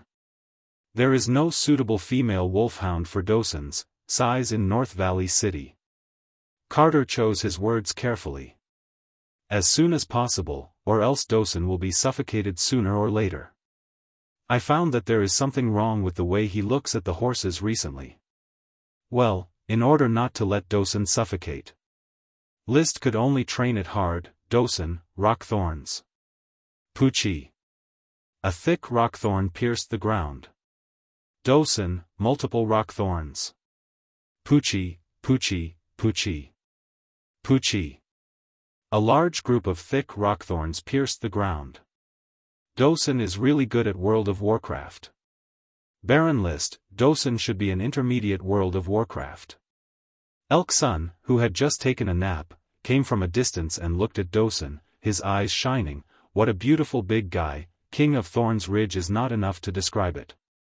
He already knew that Dosen had eaten the bloodline fruit. List touched Dosen's big head. In intermediate World of Warcraft, it should be a very weak one, especially since it can only release rock thorns. Multiple rock thorns is barely a new spell, but after all, it's just a superposition of rock thorns. The essence has not changed. Dosen turned around and licked List's hand. His hands were instantly covered in saliva. The valet quickly took out a handkerchief and handed it to List to wipe his hands. Elk Sun laughed. It is not an adult World of Warcraft, and its understanding of magic is not very good. Even for us mages, it takes a long time to master a kind of magic, let alone World of Warcraft. As it grows older, it will automatically comprehend the power bestowed by its bloodline and guide it to release new magic. I hope so. List was not at a loss. At least now, Dosen has no natural enemies on the Coral Island. From now on, I will train it to adapt to the battlefield and help me gain glory. You will obtain countless dazzling honors just like the Count. List smiled faintly. I think so too. This was not boasting. This was called confidence. Nobles must have a thirst for glory and self-confidence. Humility will only be considered timid or unmotivated. No matter what List thinks in private, on the surface, he must pretend to be ready to go to the battlefield at any time and make a career. Only in this way can his subordinates follow him. Life is like a drama, it all depends on acting skills. As an experienced adult soul, coupled with the aristocratic education his predecessor received from childhood, he was undoubtedly proficient in acting. After performing, he asked, Mr. Elk Sun, how is the production of the flame mushroom magic potion going? The reagent is being prepared, and I believe it will soon enter the production phase. The flame mushroom is a very good magic potion, and it is not difficult to extract magic power to make a potion. Then produce it as soon as possible. In the past few days, List has stabilized in the Elite Earth Knight stage, and he has also tried to continue practicing without the help of magic potions. But it turns out that he has no talent different from ordinary people, and he will also be limited by the bottleneck of Qi, unable to increase the total amount of Qi in his body. The Elite Earth Knight, who usually can't afford magic potions, will instead begin to hone his Qi operation skills. Constantly practicing Qi operation skills can also improve strength, and through the refinement of Qi's secret books, the strength will increase by more than a little. An Elite Earth Knight alone against 7 or 8 ordinary Earth Knight is not a problem. As a wealthy nouveau riche, List wasn't in a hurry to hone his Qi operation skills. Currently, he was proficient in 2 Qi secret books, flame surge fluctuations and fire dragon drill. Moreover, he was proficient in the Qi secret book multiple arrows. Another Qi secret skill, Magic Eye, was also at large success. Coupled with Black Dragon and the Red Blood Sword, his personal strength far exceeds that of Marcus. Among the elite Earth Knight, he is definitely the number one figure. If you count Dosen, you may be able to deal with the count. Should be possible. He has not seen the Sky Knight go all out, nor has he seen the power of the Sky Knight when charging on the battlefield, so he can only make an estimate. After all, the stronger ones in low-level World of Warcraft are said to be able to deal with the Sky Knight. Dosen is already at mid-level World of Warcraft, and with his violent Rock Thorns magic, he can make the count suffer. Coupled with List's cheering, "No," the battle command, it should be possible to deal with the count. The development of the territory is on the right track. There is no need for List to do anything deliberately. So, most of the time, he is looking for things to do. The young body of a 16-year-old is full of energy, and he can only find something to do by himself. He decided to inspect the progress of the production of the Calm Pearl. In the new house in Wheat Town, Glanny took the magic apprentices and lived an almost invisible life, even eating in the studio. At this point, List must admit that Glanny is more dedicated than Elksun. They are both mages, but the two seem to be polar opposites. One is arrogant and paranoid, the other is humorous. Elksun is more sociable, while Glanny concentrates on his work. On the other hand, Glanny seems to be more knowledgeable. If it was a young native lord, I am afraid that Elksun's humor would be far better than Glanny's dullness. But List appreciates Elksun's demeanor, but he knows how to analyze rationally. Elksun's eagle training method is very detailed, but other aspects are very vague. Especially in terms of professional knowledge, he is far less solid than Glanny. "Lord Baron, the teacher is busy, he asked you not to disturb him." Charlie, the magic apprentice, said carefully, for fear that the teacher's temper would anger List. Putting away his thoughts, List said, "I'm just going in to visit, I won't disturb your teacher, take me in." Well, please keep your voice down. The teacher's work needs quiet, and he hates people disturbing his thoughts. At times like this, I have been scolded by him. They entered the inner workroom of the room. The light of the crystal lamp illuminates the workbench. Glanny has his own crystal lamp, designed like a desk lamp, which is an excellent idea. There are a lot of materials and tools on the table. There are also many stoves on the side, on which large and small pots and basins are boiling, containing various colored liquids. The strange smell is mixed, and after smelling it, it is unspeakably uncomfortable. Glanny leaned over the table, using a small carving knife to constantly carve runes on basketball-sized black pearls. His brown hair was messy like a chicken's nest, and he didn't know what was dyed on it, but it was colorful. His magic cloak was also dyed into a camouflage uniform, and his whole person had a sudden aura of an evil scientist. Completely immersed. Chapter 169. He watched quietly for a moment. List didn't say a word and left Glanny's studio. He didn't understand what Glanny was doing. Take good care of your teacher and pay special attention to the bottles and cans cooking on the stove. Don't let them explode. Safety is far more important than work. Before leaving, he specifically told Charlie. He was really afraid that Glanny would suddenly make an explosion. 9 out of 10 magic research accidents were explosions in the form of various types, including, but not limited to, all kinds of violent magic that went off the rails. Why were there so few magicians in the world? Part of the reason was that magicians were secretive and did not have a large number of apprentices. Another part of the reason was that they died in various magic experiments and explorations. No matter how much a knight tormented his chi, he would at most kill or maim himself. If a magician had an explosion accident, his teacher and apprentices might die. It was not a pity for a magician to be killed. His sea-calming divine pearl had been destroyed, which was a heavy loss. This calm pearl would be allocated to the flowers. It just so happened that the flowers was about to embark on its first voyage to explore Black Horse Island.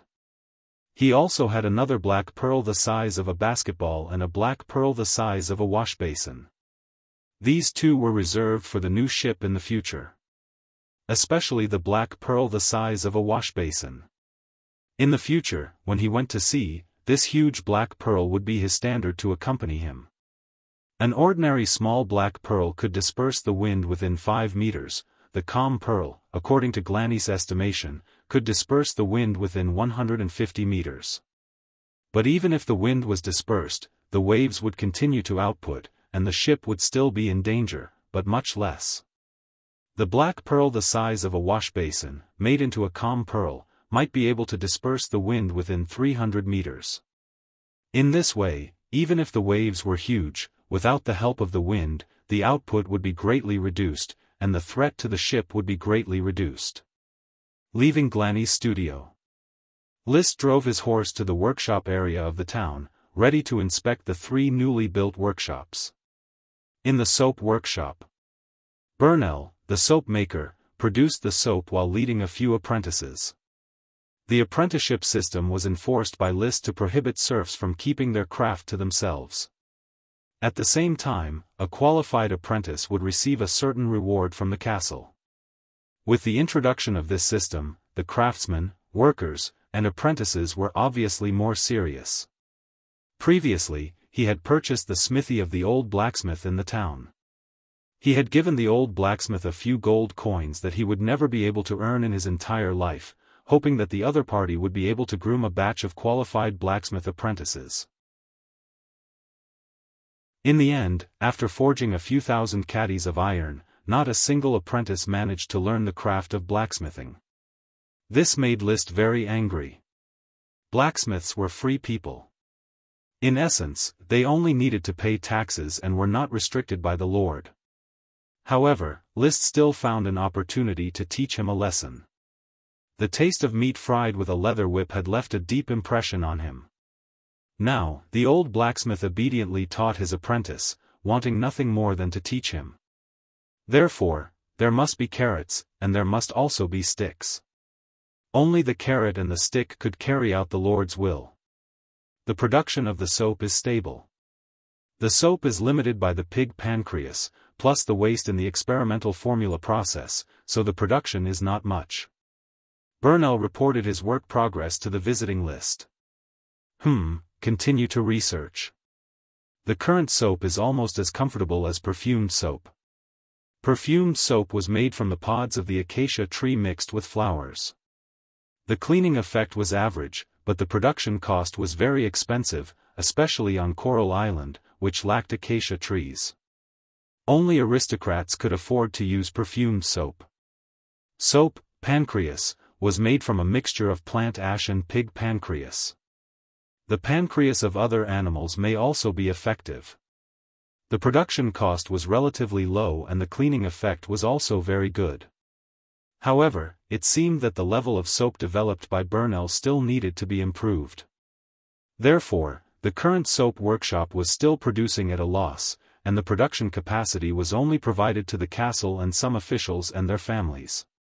At this time, Burnell suddenly said, "Sir Lord, when I was studying the soap formula, I had an idea.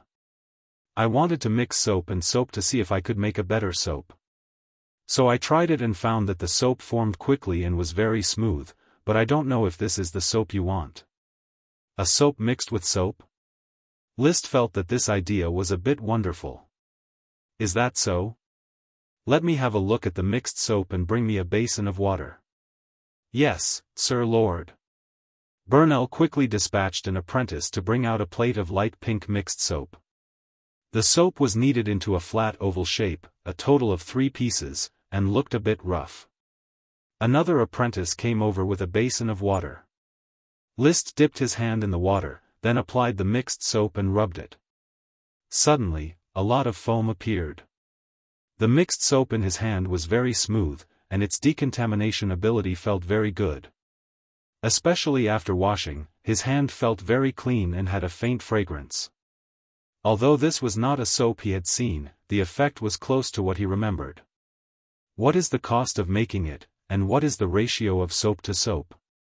List asked. "Probably 1 piece of soap can be mixed with 3 soaps to make 4 mixed soaps. But I think it may be more economical to grind the pods of the acacia tree directly into soap powder. About 1 mixed soap can reduce the cost to 40 copper coins. The cost of the soap is 1 silver coin, right? It's more than a silver coin.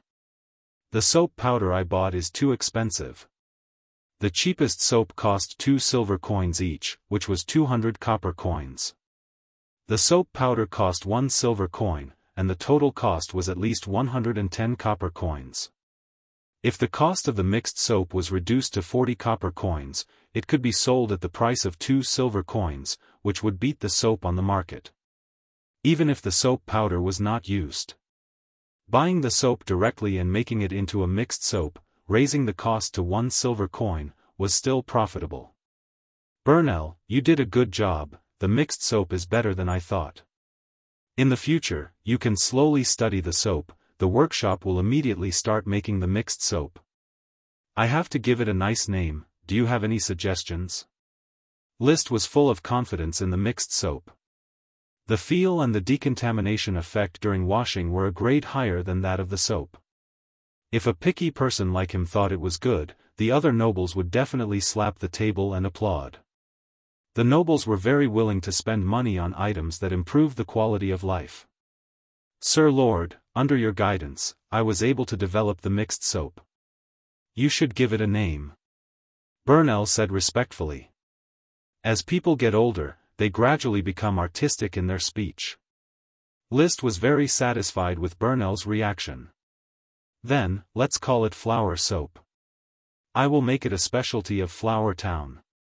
Burnell, and the apprentices around you, be sure to keep the formula of the flower soap strictly confidential. Please rest assured, Sir Lord. Do a good job. I have rewards for any invention that can bring benefits.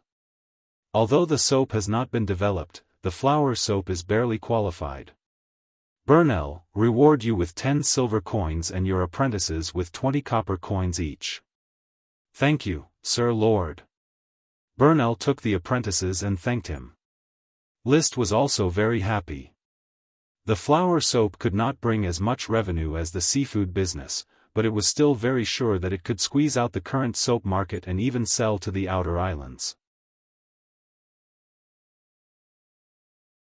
Chapter 170. The soap workshop was about to bring in good profits. The peanut processing workshop was also about to bring in good profits. Among the newly purchased serfs, several cooks were arranged to study delicious peanuts. At present, they had already developed peanut butter, peanut crisp, salt and pepper peanuts, and fried peanuts. A small batch was handed over to the Thorns caravan for sale. The response was very good. Many aristocrats who tasted the delicious peanuts expressed that they would buy them in large quantities next time. The Flower Town's peanut production was insufficient, and there was also a shortage of workers. The head of the peanut processing workshop, the cook Lucas, had already entrusted the Thorns caravan to purchase peeled peanuts from the North Valley city. Well done. List only gave a verbal praise and then left. The peanut processing workshop was his idea. These people were just executors and had no creativity. He liked to use gold coins, silver coins, and copper coins to encourage creativity, discovery, and role models, rather than encouraging hard work, because the serfs were supposed to work hard in the first place. The last stop was the distillery. Frank distillers brewed fruit wine, Berdang brewed rice wine, and Huntella brewed beer. They were all making the best use of their time to brew wine as soon as possible to earn income for the distillery.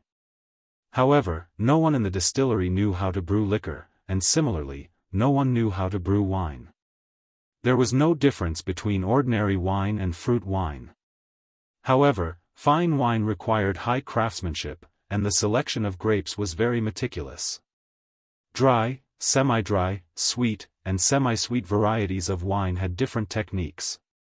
On the Coral Island, only Tulip Castle had mastered the technique of brewing sweet wine. Crescent wine, sweet and cold, was famous in the Grand Duchy. The red wine from the Razy Manor cellar that Liszt had drunk in the Longtaro Castle was the best among dry wines. These techniques were all secret techniques that were exclusively mastered by the greater aristocrats. The same was true for liquor.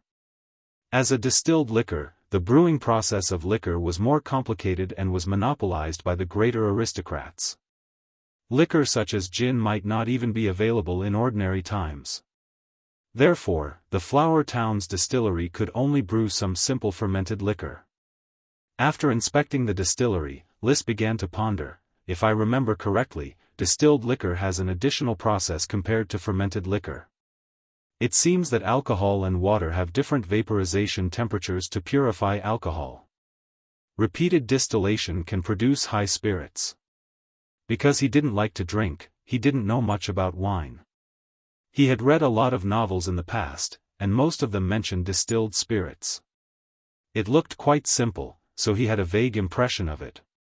Perhaps, I can let the winery study distillation technology. Maybe we can brew liquor and increase the specialty of Flower Town. Rice wine is made from fermented grains. Liquor was essentially brewed from grains. Liszt thought that if he further distilled the rice wine, would he be able to obtain white wine? So he called the 3 brewers over. I'll give you a mission. Remember, this mission is highly confidential.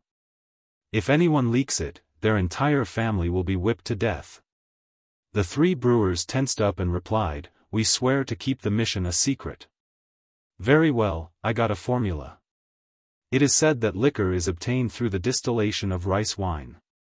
By heating the rice wine, turning it into steam, and then introducing the steam into other places to cool it down and turn it into water, the water in the rice wine can be removed. In the end, what is left is liquor. You should explore a few more times and strive to brew Flower Town's liquor. The 3 winemakers were confused by his words. But he still simply replied, please rest assured, Sir Lord. We will brew the liquor as soon as possible. The task was assigned.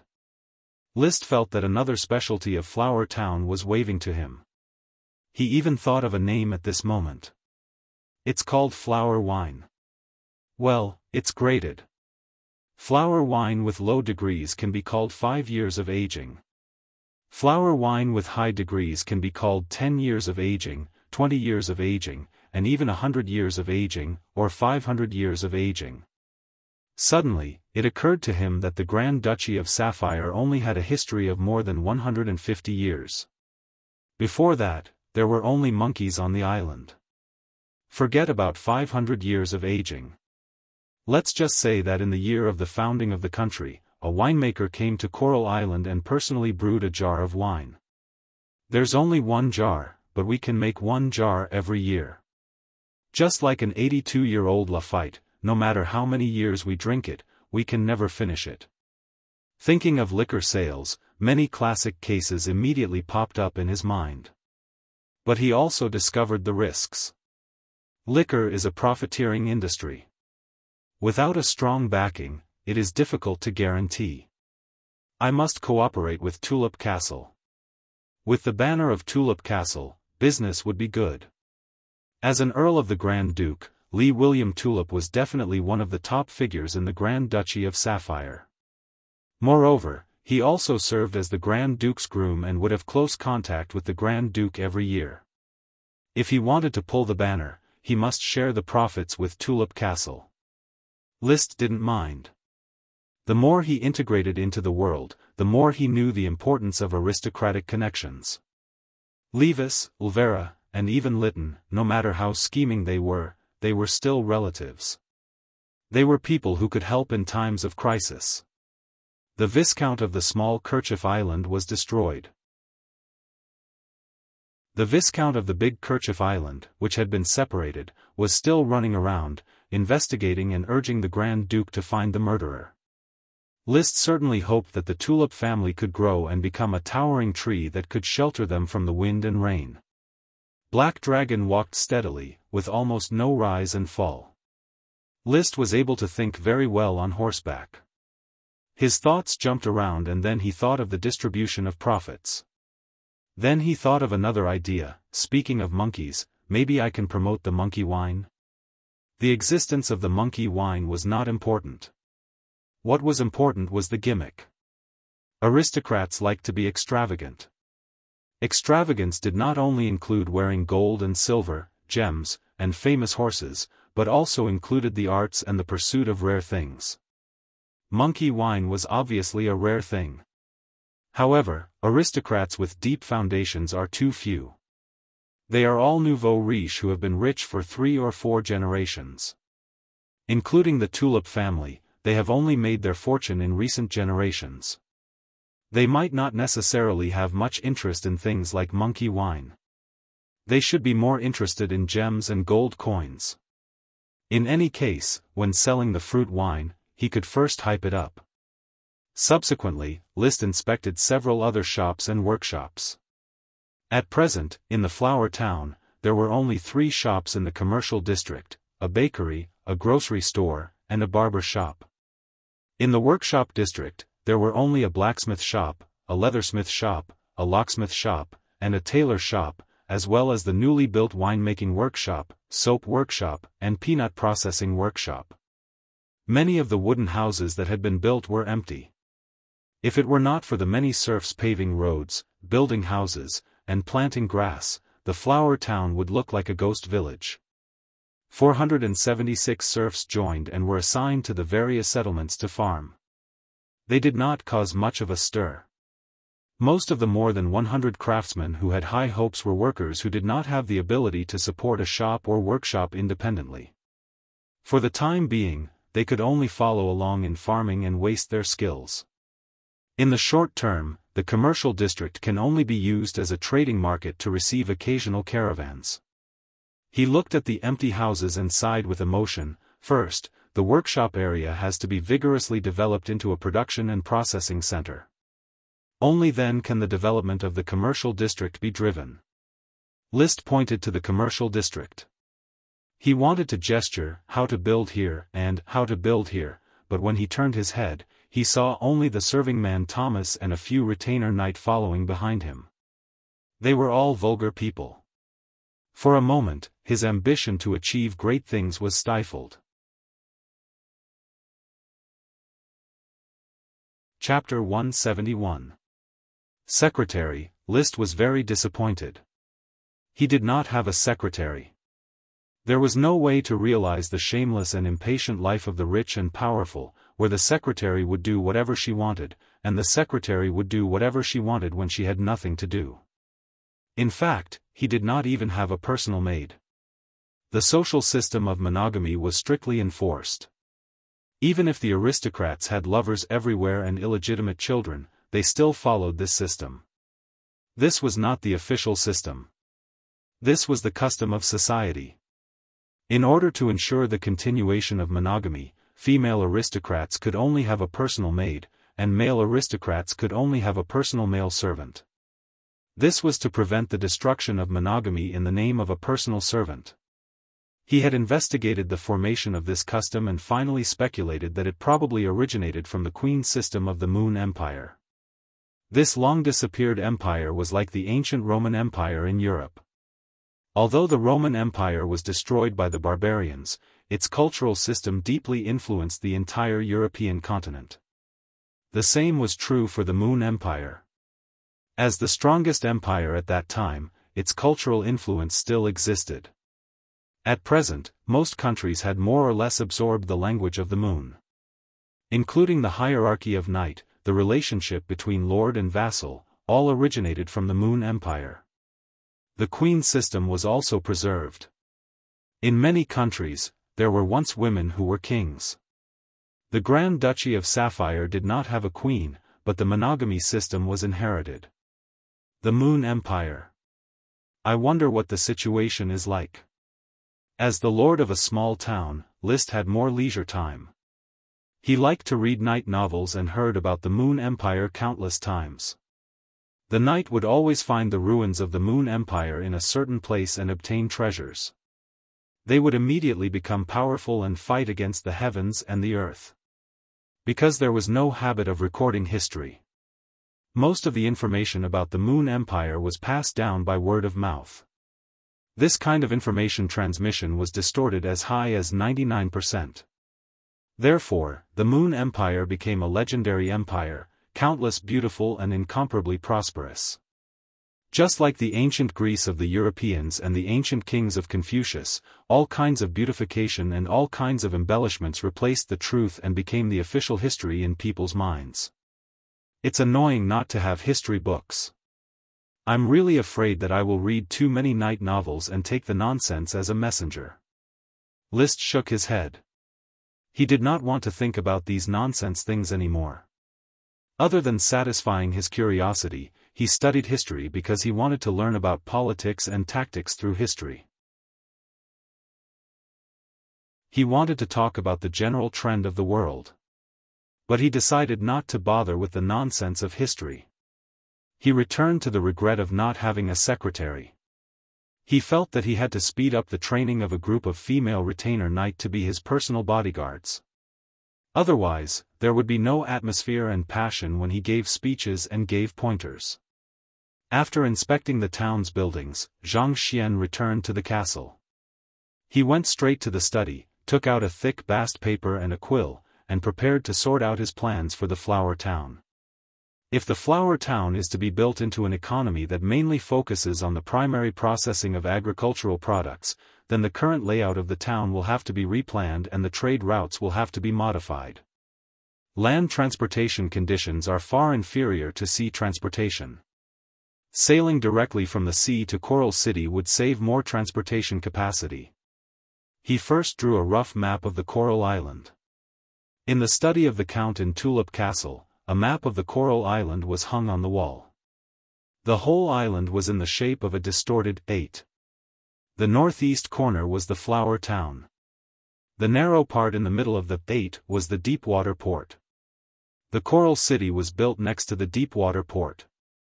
Limited by the terrain, it was impossible to travel in a straight line from the flower town to the Coral City.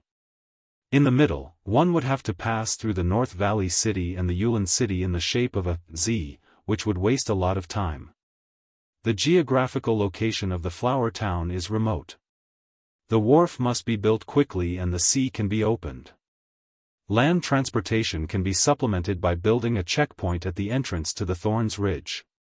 In this way, the flower town's main area will be divided into 3 parts, the wharf, the town, and the Thorns Ridge, which will respectively undertake trade and processing tasks. He wrote a few serpentines in the workshop area of the town. They were all workshops planned to be built: sugar workshop, spice workshop, textile workshop, leather workshop, paper workshop, tofu workshop, tulip workshop, as well as shoe shops, bone shops, and so on. At the wharf, he also wrote the planned workshops: brick factory, cement factory, pottery kiln factory, salt factory, glass workshop, and so on. Near the Thorns Ridge checkpoint, there were also planned workshops: carpentry workshop, slaughterhouse, horse market, and so on. Some of these workshops did not have enough craftsmen to support them, and some had technology to be developed. But in Liszt's vision, these should be achievable through hard work. But soon, he lost interest in writing again. Costo has reported that the flowers are ready to go to sea at any time. Now we only need to wait for Glanny to build the Calm Pearl, and then we can explore Black Horse Island. Once Black Horse Island was seized, his future strategy would focus on Black Horse Island. The importance of Flower Town would undoubtedly drop a lot. Especially when he achieved military merits and turned Black Horse Island into his own fief, he would definitely hand it over to Flower Town. Just like the Tulip family gave up their original fief and moved to the Coral Island, taking root in the new territory. When I have enough financial and material resources to solve the technical problems of paper, cement, tofu, glass, and so on, I am afraid I will already be a Viscount of Black Horse Island. Thorn sprites could be born at any time. Once there were sprites, they could generate a steady stream of financial resources. It would not be difficult to arm a knight squad. At that time, it would not be difficult to charge on the battlefield and make contributions. The Grass family and the Gravel family were awarded the title of Viscount by virtue of their respective sprites. As the son of the Count, as long as he made contributions, there was no reason for the Count not to grant his son the title of Viscount. At that time, Black Horse Island could be designated as his own fief. The aristocrats could exchange credit for deserted islands. In case of great contributions on the battlefield, it would not be impossible for the Grand Duke to directly enfeoff the island. Becoming a direct vassal of the Grand Duke was more dazzling than being a marquis or an earl's vassal, and his promotion in the future would be faster. Rulers always like to promote new aristocrats to check and balance the old aristocrats. But once I become a vassal of the Grand Duke, I will have to be independent from the Tulip family. Will I be the Viscount of Black Horse Island, lisped Thorn? Of course, this possibility was relatively small. He was just a baron. How much contribution could he make to be valued by the Grand Duke? Moreover, he was a vassal of the Count. The Grand Duke generally would not cross the line and win over the vassals of his subordinates. In particular, the Count had a good relationship with the Grand Duke, so he would not be casually roped in. Anyway, Black Horse Island is mine. The Black Dragon horse herd must not be touched by anyone. If he wanted Black Horse Island, he had to make contributions and get the title. List put down his quill and looked out of the window. In the distance, several horses were leisurely eating grass. People will die on the battlefield. At that time, I will see if I can find the same position as Levis, act as a liaison, do logistics, and get some merit. He paused. He calmly said to himself, but, the knight squad must be trained as soon as possible, my own chi cultivation must also be accelerated, and Dosun's training must also be strengthened. Chapter 172. When he first came to this world, List felt that he had to keep a low profile and settle down as a baron in the countryside. With the improvement of the quality of life, the class position has rebelled. He began to cluster around the aristocratic knight system, but he was unwilling to go to the battlefield and just wanted to develop. Now, Flower Town has been developing at a high speed, and the Thorn Sprite is about to be born. His thoughts have changed again. The impulse for glory and the desire for his own island have deepened step by step. The idea of not going to the battlefield has also been replaced by going to the battlefield, doing logistics, and getting achievements. He became like a real aristocrat. He was swallowed up by the world, or rather, he actively integrated into the world, into the knight system. Some people are proletarian fighters who have devoted their lives to the liberation of all mankind. I admire such people, but I will never imitate them. List's mind is still clear. Integrating into the world is not passive, but the result of his initiative. My goal in life is to ride a dragon, to become my own master. He wants to be a king, not a vassal. With the existence of smoke missions, modern knowledge in his mind, and the social system still exists. This gives him enough confidence to achieve the big goal of life. Walking to the window, Blessed Curls, who liked to squawk on the windowsill, was no longer there. There was a flash of nostalgia in his eyes, but it was gone in an instant. Then he looked into the distance. Just as Blessed Curls does not want to be a pet, he does not want to be a servant, even to the king. He can accept being corrupted by aristocratic life, but he does not allow his knees to kneel to anyone except his parents. The road is tortuous, but the future is bright. First, set a small goal for myself, to find a secretary, to become a viscount. The knight system of this world has a medieval style, the core of which revolves around lords, vassals, and land. Although social customs, cultural production, and the European Middle Ages on Earth, there is a huge gap. Productivity revolves around dragons and sprites, which is also different from Earth's productivity. But in essence, it is a form of feudal serfdom in the European Middle Ages. It was an economic system established by feudal lords in their territories to exploit and enslave serfs, and it was a very cruel exploitation. Serfs and free people had almost no means of production, because the real means of production were dragons and elves, but both of them were firmly monopolized by the nobles. This kind of system was very exploitative. However, compared to the dark Middle Ages established by the barbarians on the corpse of the Roman Empire and the serfdom of Western Tibet with the legend of Sister Drum, the feudal serfdom of this world was much milder. At least the serfs and commoners still had a way to rise. Combat aura was like the ancient imperial examinations in China. Most people couldn't afford to take the imperial examinations, but there were always a few commoners who could change their fate by taking the imperial examinations.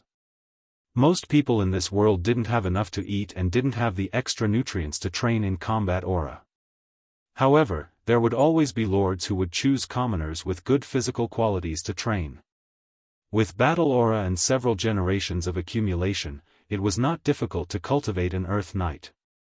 After a few more generations of hard work and more opportunities, they would be able to fight for the position of nobility. The Tulip family followed this path of prosperity. Judging from their surnames, the ancestors with the surname Tile were probably either freemen or serfs. In any case, they had nothing to do with nobles. His great-great-grandfather was born with divine strength. He was selected by the aristocracy and trained as a retainer knight, serving the newly founded Sapphire family. After several meritorious deeds in several wars, he was conferred the title of Lord Knight, which allowed him to enter the aristocratic class. Since then, there were several more generations of hard work. In the generation of his great-grandfather, he became a baron, in the generation of his great-grandfather, he became a viscount, and finally, in the generation of Lee William, he became a count of the Sapphire Grand Duke. The surname was also changed to the noble Tulip. However, it is said that it depends on the accumulation of generations, but in essence, it still depends on mutation. The so-called rich rely on technology, the poor rely on mutation. The mysterious existence of battle aura needs the accumulation of nutrients. If you want to become stronger without nutrients, you can only rely on physical mutation. For example, the Tulip family's great-great-grandfather was born with divine strength, which is a kind of mutation, probably because of his greater strength, which was far-fetched by later generations. Now I no longer need to rely on mutation, I can rely directly on technology. Technology is nutrition, and technology is magic. Arriving at the flame mushroom processing workshop, List saw the magician smoking. "Mr. Elk's son, has my flame mushroom magic potion been made?" "Sorry, not yet, but I will be able to finish them soon." "It won't take long," Elk's son replied. Smoking leisurely instead of working made List a little dissatisfied, but he did not show it. "Is there a finished magic potion? Give it to me first." "Yes." He quickly brought out a large box, and inside the box was a magic potion wrapped in strips of cloth.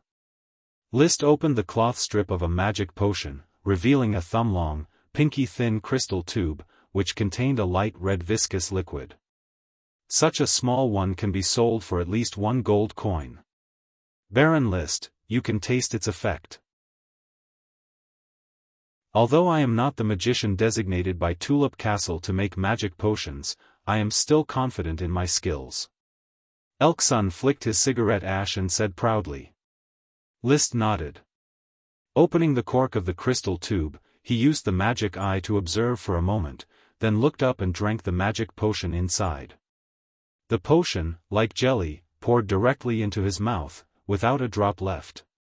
It melted in his mouth. Immediately after, he felt a flame-like magic rising from his stomach, rushing to his limbs and bones. The whole process lasted for 3 minutes before it gradually calmed down. List's eyes lit up, and he felt that his total amount of chi, which had not been improved for a long time, had soared a lot. He couldn't help but exclaim, "Very enjoyable. I am glad you are satisfied.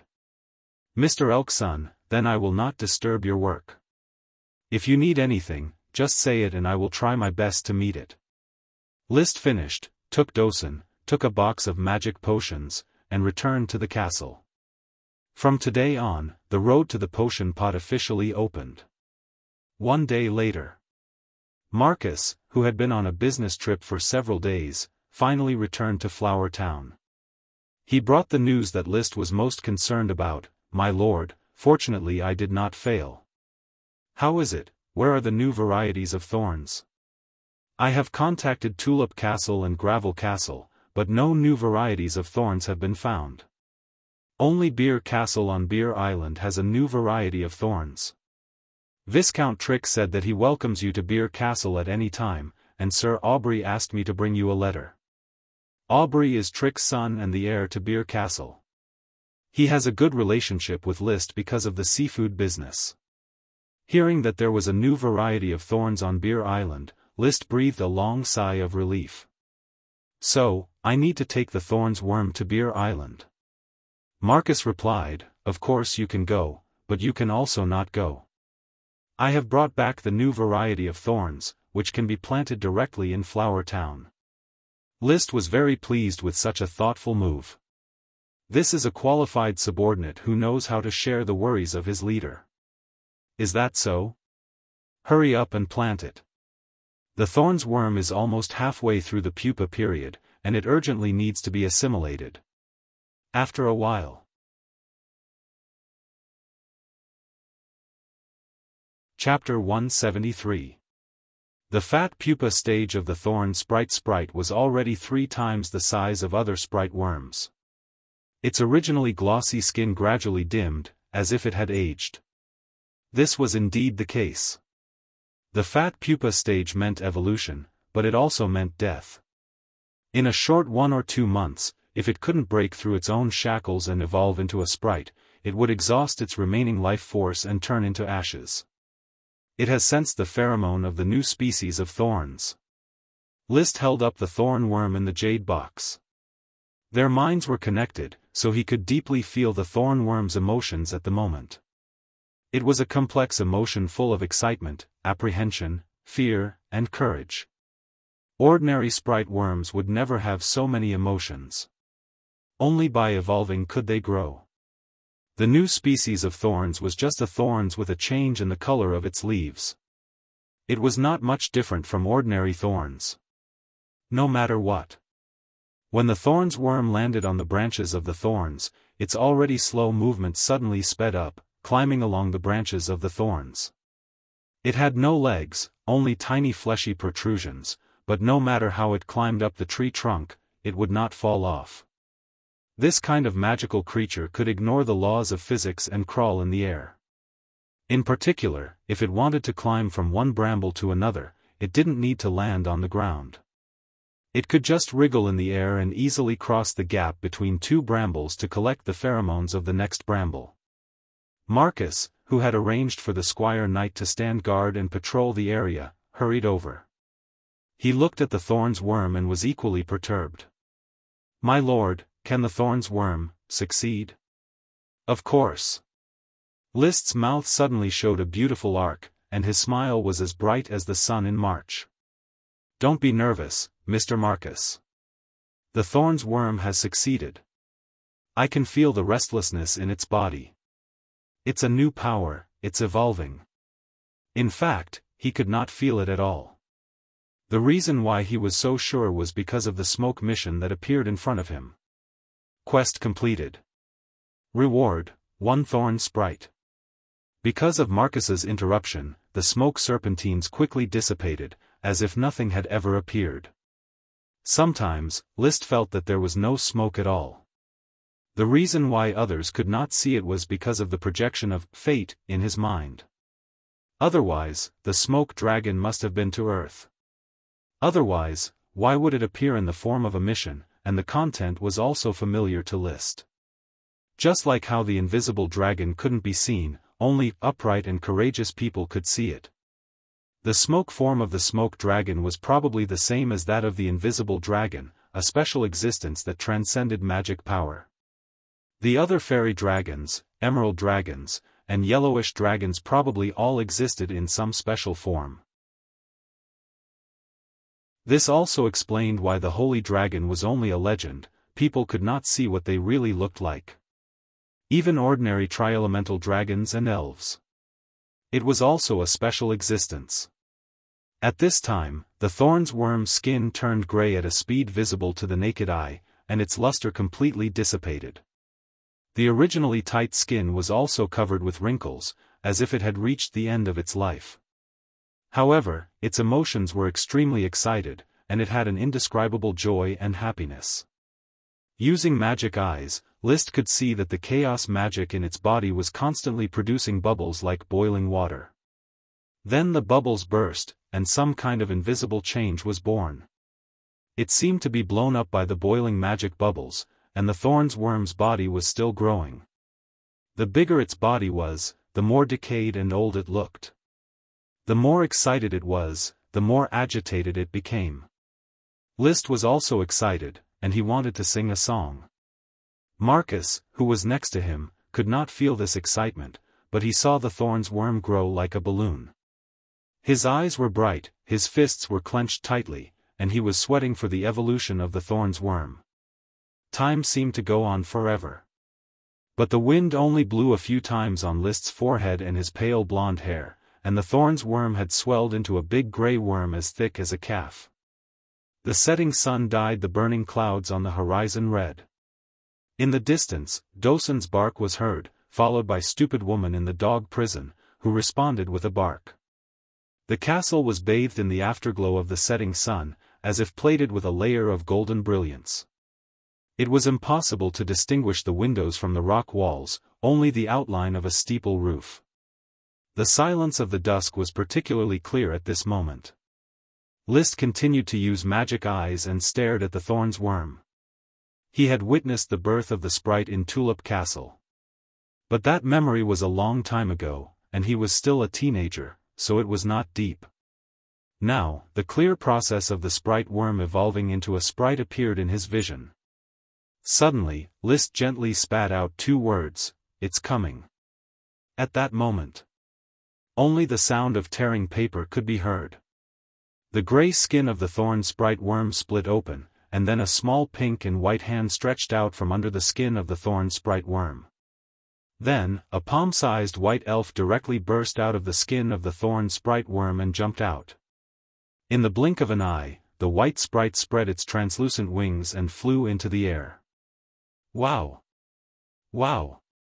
The clear cry of a 3-year-old child rippled in the air, circling around List.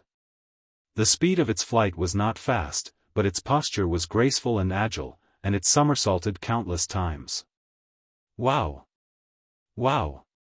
That kind of cheerful mood, even without telepathy, can be felt just by listening to its cry. List's eyes were firmly locked on the figure of the thorn sprite, and a warm smile filled the corners of his mouth. He finally had a contract with himself, a sprite that was connected by blood and mind. He did not disturb the thorn sprite's catharsis. He felt the joy of the little fellow's successful evolution. List moved his eyes to the ground, squatted down, and gently touched the skin with his hand. The shed skin quickly turned into dust and dissipated with the breeze, leaving no trace. He didn't see clearly how the sprite worm evolved into a sprite under this skin. It was just magic boiling, and then it transformed into a sprite. It was so crude and simple, unreasonable. When he came back to his senses, the thorn sprite had vented its emotions and landed on his shoulder, pulling his hair with one hand to stabilize its body. A pair of big eyes, with curiosity about the world, looked at List, who turned his head. Its eyes were big, different from human eyes, black and bright, as if it was wearing contact lenses. Wow! Come here. List stretched out his hand, and the thorn sprite immediately climbed onto his hand, holding a finger. Looking carefully, one could see that on its head, there was a very small thorn growing on its round head. It was an ordinary thorn, which meant that it was a little sprite born from ordinary thorns. The little hands are fat, and the little feet are fat. Very delicate. As if water could be squeezed out. His crotch was bare, and there was no distinction between genders. Teacher Marcus, how about my thorn sprite? Liszt smiled proudly. Marcus sincerely praised, beautiful.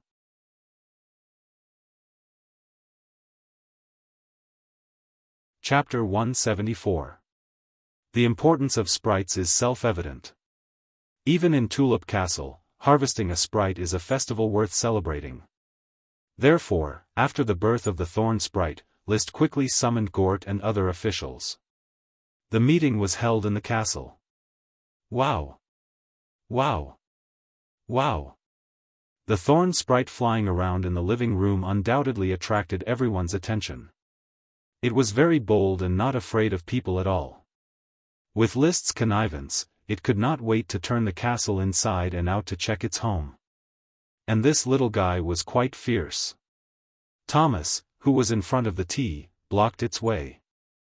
The little guy immediately bared its teeth at Thomas and waved its palm, seemingly ready to slap him directly. Give Thomas a big slap. Although because Thomas dodged in time, the big slap did not happen, but it still held its head high and shouted in front of Thomas for a while.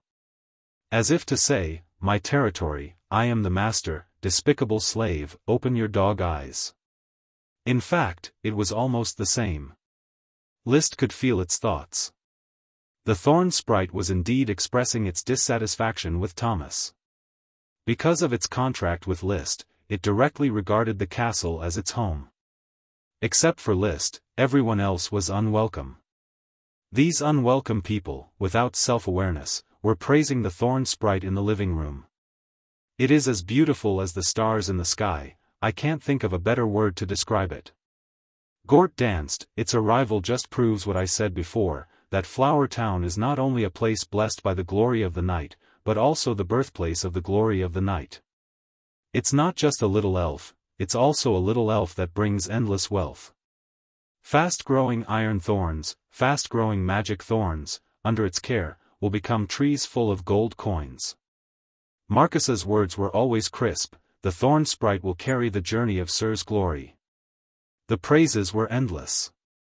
The thorn sprite was indeed worthy of such praise. It could grow a kind of potion, a kind of wood, and its strategic value was almost as important as the sprites that grew food crops. He waved his hand.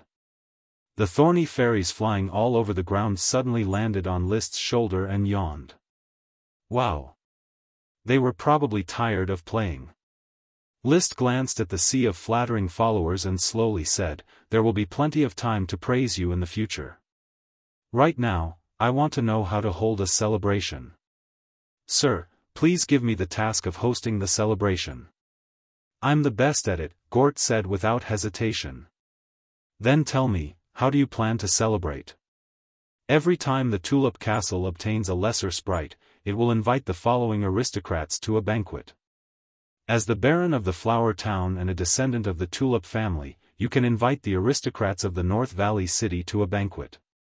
At the same time, the relatives in the Tulip Castle, as well as Sir Baron of Falcon Town, should be invited. Gort first decided who to invite. Then he said, in order to celebrate the thorn sprite, all the civilians in the territory should participate. I think there should be a day off. Well, forget it, there shouldn't be a holiday. Now the autumn harvest is busy and there is a shortage of manpower for various projects. It is simply unforgivable to let the lazy serfs have a holiday. As a result, the civilians' holiday passed by in a flash. It would be good to celebrate while working. Blair heard this and added, perhaps, we should give each serf a copper coin to show Sir Lord's care. Is it really necessary to treat the serfs like this? Gort disagreed. He had always looked down on the civilian class. Liszt made the final decision. It is decided that each serf will be given a copper coin and the freedman will have a day off. As for you, on the day of the celebration, your salary will be doubled. Double the salary, well, that's a good idea. Gort nodded and praised. Thank you, sir, for your generosity. Karl, Rome, and the others quickly expressed their gratitude. They liked that the lord they followed was a generous lord. With a slight smile, Liszt was satisfied with the reaction of his subordinates. He was not pretending to be generous by giving money away. The deeper meaning was that he was stimulating the circulation of goods in Flower Town through the distribution of money. As the modern soul of the 21st century, he more or less understood a lot about economic theory. After all, inflation can be felt every day, rising prices, depreciation of the RMB, and more wages, only to find that the distance from being able to afford a house is getting further and further away. It was also from these intuitive feelings that he slowly understood, cared about the country's economic policies, and knew what it meant to stimulate consumption. The purpose of stimulating consumption was not consumption, but demand. Once there was demand, it could drive the development of various industries. As the saying goes, money can only produce real value when it is in circulation. If Liszt followed the example of other lords and hoarded all the gold coins in his own warehouse, then the territory would always be in the primitive farming stage. The subjects would not have enough to eat or starve to death, let alone buy goods, or start a small business, do some sideline, and so on. With money in hand, there would be a desire to spend, and the territory would be revitalized. Eventually, the primitive farming stage would be transformed into a handicraft industry and a processing industry, which would bring a steady stream of wealth. There would definitely be negative effects. With money, the subjects would be itchy. They would not be so foolishly loyal. But Liszt believed that as long as he firmly grasped the war machine, orders of chivalry, and regularly harvested a group of fat pigs that got rich first, the territory would not be able to make any waves. After all, this was a world ruled by personal strength. Wealth was only meaningful under the protection of strength. Consultant Gort, go on. As you wish, sir. Gort restrained his excitement and made himself look like he did not love money so much. The last and most important point of the celebration, sir, is that you should announce the recruitment of followers at the celebration. Liszt raised his eyebrows and pondered, recruit followers? Yes, everyone knows the importance of the sprites to the aristocracy. Having the sprites means that Sir will go further and achieve more glory. This is a great time to recruit followers. There will always be people like me, like Marcus, like Blair, like Isaiah, who are willing to follow in your footsteps. Why celebrate the acquisition of the sprites? On the one hand, of course, it was to be happy. On the other hand, it was to show off, show the powerful strength of the Lord, and attract knight vassals. In this world, the aristocracy and the freedmen have cultivated many earth knights, but only a few can get fiefs and titles. The rest are tirelessly looking for opportunities to become aristocrats. I, who have the thorn sprite, am an opportunity for these earth knights. Liszt instantly realized that with the birth of the thorn sprite, his momentum would inevitably rise. From a baron in the countryside to a viscount guarding a city in the future.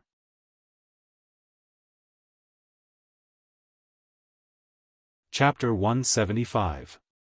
The Falcon Town was in the Birch City, not far from the Coral City. Ulvera, dressed in military attire, was riding her fast horse on the lawn near the castle, drilling a team of young female retainer knight. In a flash, a knight rushed over. Sir! What's the matter? The Flower Town has dispatched an emissary to the castle to convey the invitation of the Flower Town's baron. Invitation? Ulvera's complexion fluctuated as she recalled the scene of her being humiliated by Dosen that day. Let him wait, we will continue with the training. In front of the Falcon Town's castle, Xavier Caudung waited quietly. He was not in a hurry. Before coming, the Sir Lord had told him that he might receive a cold reception in the Falcon Town. Liszt was well aware of his sister's temperament. Therefore, he just quietly brushed the hair of the horse he was riding. It was a young mare, only 3 years old. It was not an excellent breed, just an ordinary horse that could not go on the battlefield. However, he loved the filly very much.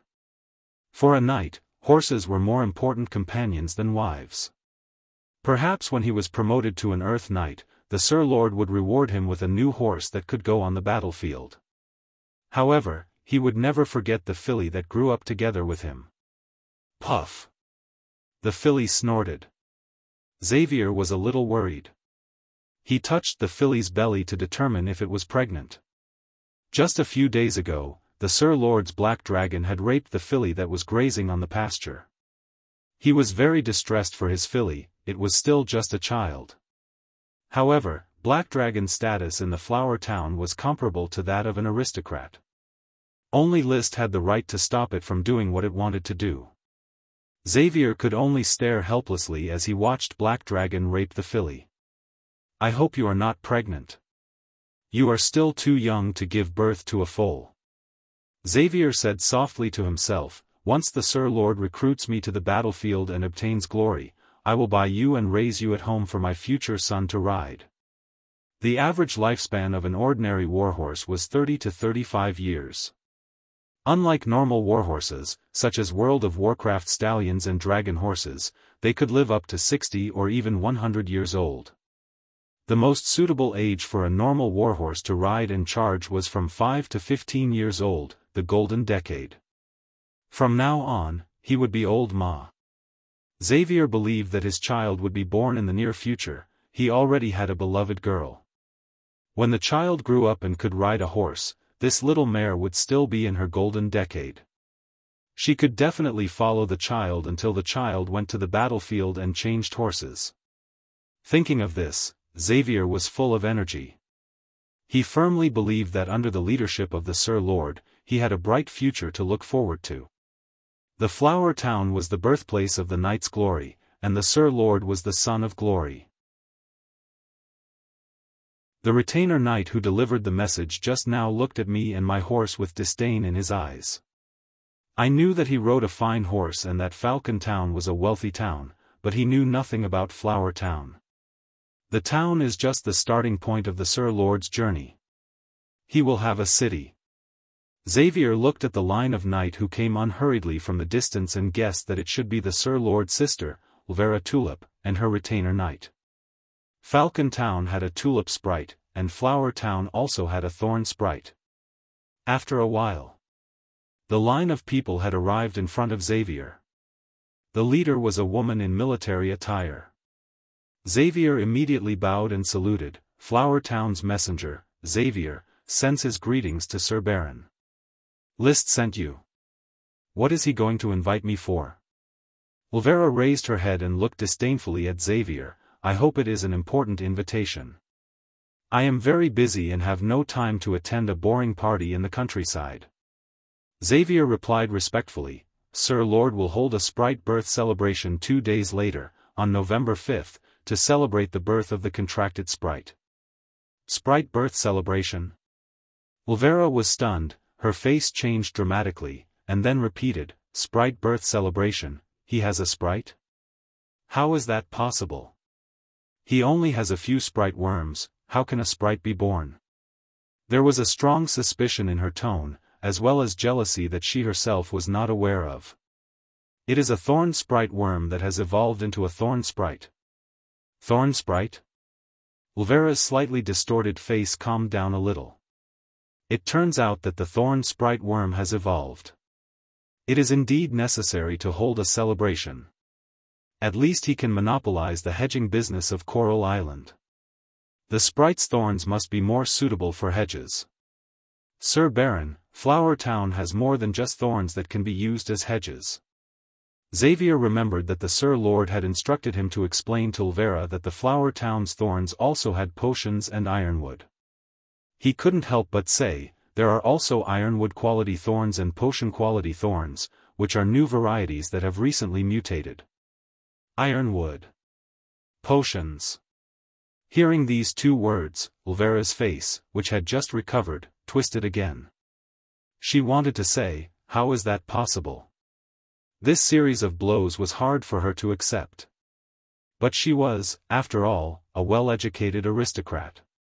Her face flickered for a moment, and she regained her composure. She replied in an indifferent tone, "Tell Levis that I will attend the sprite birth celebration on time. Morris, you are responsible for receiving this knight." After that, she went straight into the castle. She changed her clothes and drank a glass of milk, but she was still a little depressed.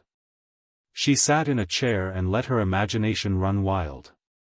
When she was very young, she hated Liszt, or rather, she was jealous of him. He was so good-looking, was there any justice in the world? As Liszt's talent was left behind by her, she gradually felt balanced. As a woman who had been promoted to an Earth Knight before adulthood, she had enough confidence to face Liszt's handsomeness. However, all this changed after Liszt was enfeoffed. First, Liszt was promoted to an Earth Knight. It was a little late, but not by much. At least, it was much earlier than many people, including the Count, expected. Next, he found the black tulip magic potion, a peanut sprite worm, a handsome horse, and a flying dust dog pup. Her luck was simply explosive. The most important thing was that Liszt began to respond to her with an equal gaze. Vaguely, this gaze even had the meaning of a father looking at a good-for-nothing son. This made Elvira very uncomfortable. She always wanted to teach Liszt a lesson, and as a result, she was humiliated by Dosun's attack. The strength that she was proud of was no longer in Liszt's eyes. A man relying on the dog's power. She gritted her teeth and cursed. But she had to admit that she could no longer get along with Liszt the way she used to. Now, Liszt had a thorn sprite, which was equivalent to a viscount. Although she also had a sprite, the possibility of a woman going to the battlefield was very low. In this life, it was probably barren. Fortunately, it's Liszt, not Lytton. Rubbing her face, Elvira took a deep breath, and the expression on her face finally returned to normal. She turned and shouted, "Mrs. Phoebe. Miss, I'm here. Prepare a gift for me. I want to give it to Liszt at the celebration in 2 days." Mrs. Phoebe asked, "What specifications are you preparing?" "With, the specifications for Levis's birthday."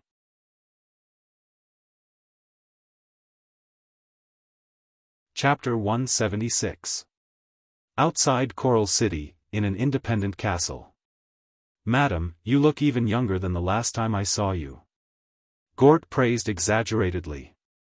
Madame Penelope replied happily, "No, I am old. I can hear Greg calling me from another world. I want to revisit Tahiti with him." Greg Tiles, the Count's father, Liszt's grandfather, Tahiti's Viscount. In his hands, the family had its first tulip lesser sprite and began to collect different kinds of tulip, thus cultivating even more tulip sprites. The greater sprite Fragrant Fragrance was later cultivated, thus founding the Coral Islands tulip family. But in the end, Greg died on the battlefield. The tulip lesser sprite that he had contracted had also died. Fortunately, he only contracted that tulip lesser sprite as a souvenir. The other sprites were transferred to the adult Lee William, thus allowing the tulip family to survive. Just like now, Lee William had already transferred the sprites to Levis, while he himself was ready to sacrifice himself on the battlefield. As a future count, Levis's participation on the battlefield was like gilding the plate. An aristocratic heir had to prove to the world that he was qualified to inherit the title. Otherwise, following a lord who could not see the light, the followers who thirsted for aristocratic glory were likely to lose their morale. As a member of the tulip family and the contractor of all the elves, his safety was definitely a priority. Because once he died, the sprites and their worm stalks would also die. Even if they were lucky enough to survive, their vitality would be greatly damaged. Similarly, sprites could not repeatedly terminate their contracts and transfer them to others. Otherwise, their vitality would also be greatly damaged. A sprite worm could only terminate its contract once in its lifetime. In other words, it could only contract with 2 people. A lesser sprite could only terminate its contract 3 times in its lifetime. In other words, it could only contract with 4 people. A greater sprite could only terminate its contract 7 times in its lifetime. In other words, it could only contract with 8 people. A dragon sprite. This information was not known to ordinary people, as it was monopolized by greater aristocrats. Sprite worms had a lifespan of 10 years, which was very suitable for being in theft to their followers. Due to the increase in frequency, little sprites and big sprites were very suitable to be passed down in the family. However, they also had to save on contracts. Usually, the heirs would come of age and get their father's approval before they could pass it on. Madame Penelope mentioned Greg, but Gort had never seen him before. But he still went along with the topic and said, "I believe that although the old master misses you in the other world, he definitely hopes that you will continue to take care of the Tulip family's bloodline here and let it grow strong and healthy." Speaking like this, the old lady was very happy.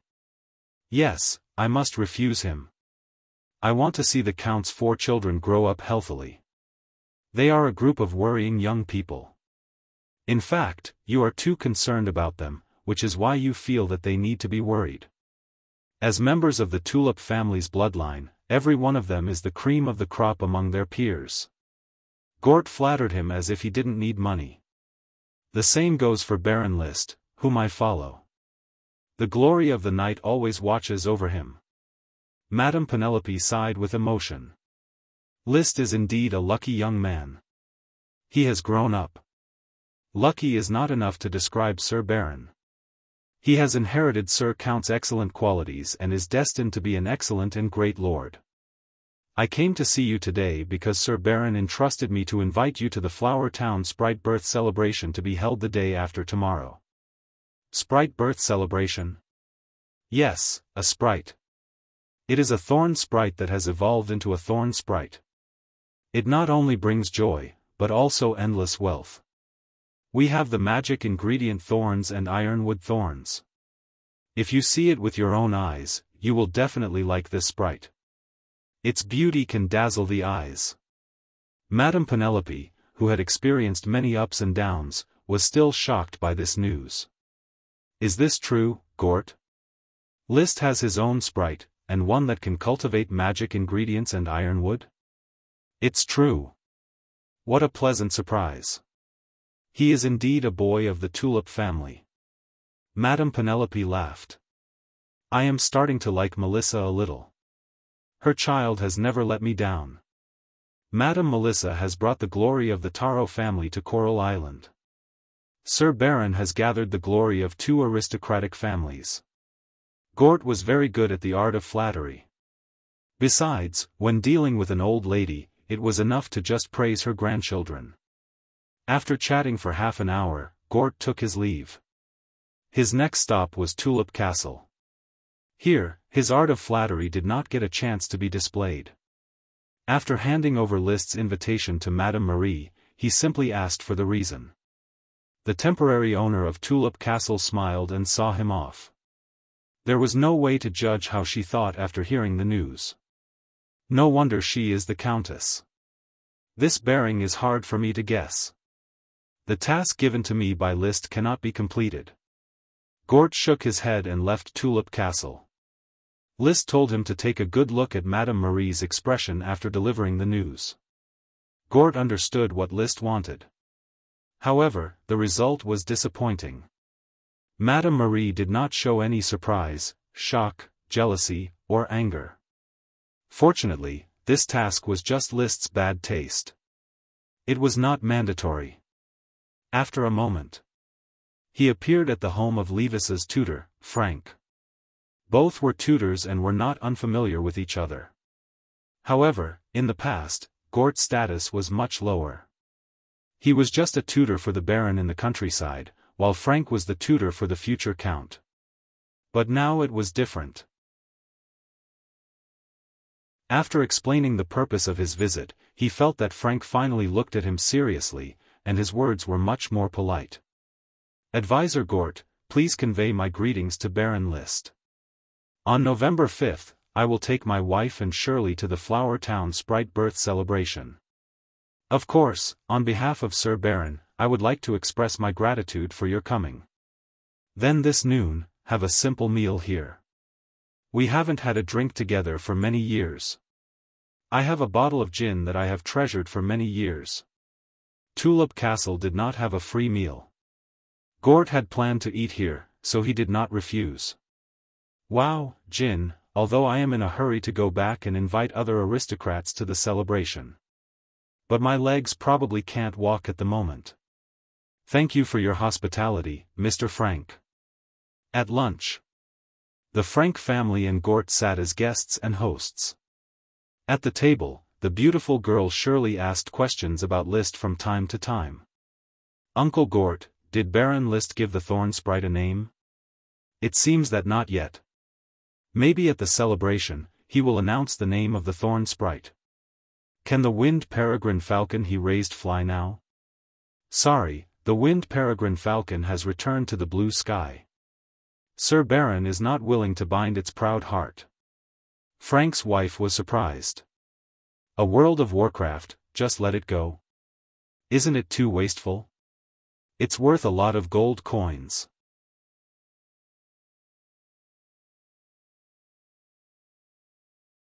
Chapter 177. November 5th. It was a cloudy day with a bit of a chill after autumn. Flower Town's autumn harvest has been completed. This year, with the improvement of sprite worms, the wheat harvest was quite abundant, 50% more than in previous years. The farmers in the wheat settlement had bright smiles on their faces. Taxes were reduced, harvests were increased, and there was a lot of food in store. There was no need to worry about starvation this winter. The farmers who planted oats and naked wheat were also very happy. They used manure, pond mud, plant ash, and other fertilizers, and the output was also increased by 10% or 20% than in previous years. Today, the town's serfs were still working, but they all had happy smiles on their faces. Today was the celebration of the great Sir Lord's victory over the Thorn Sprite. Everyone supported and loved the bloodline of the Tulip family, because under his leadership, Flower Town had beautiful expectations for the first time. Moreover, there was also a festival benefit of a copper coin. Praise the Sir Lord, praise the Thorn Sprite, Flower Town will be better tomorrow. With the Thorn Sprite, Sir Lord will win more glory, and the glory of the knight will bless Flower Town. My nephew Philip, who is already a retainer knight of Sir Lord, will follow Sir Lord and get a lot of glory. Will Philip become an Earth Knight? Definitely. That's not necessarily true. He is just a serf, and the Earth Knight is an extravagant hope for him. Bob, you are jealous, your son was eliminated, you are jealous of Philip. Philip and Xavier have won the favor of Sir Lord, and their future is bright. Quarreling proved that the serfs were not busy enough, and there was room for further exploitation. At this time, the servants in the castle were too busy to talk. Butler Carter's forehead was sweating, and he wiped it over and over again with a handkerchief.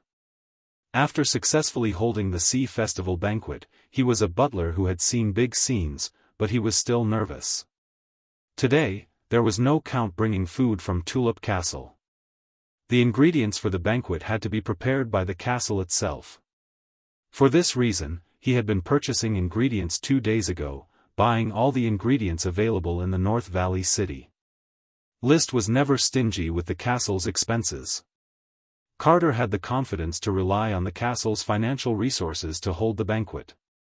Mrs. Abbey, make a wok for Lucas as soon as possible. He needs a wok for 2 dishes. Tom, leave the task of fetching water to Jim.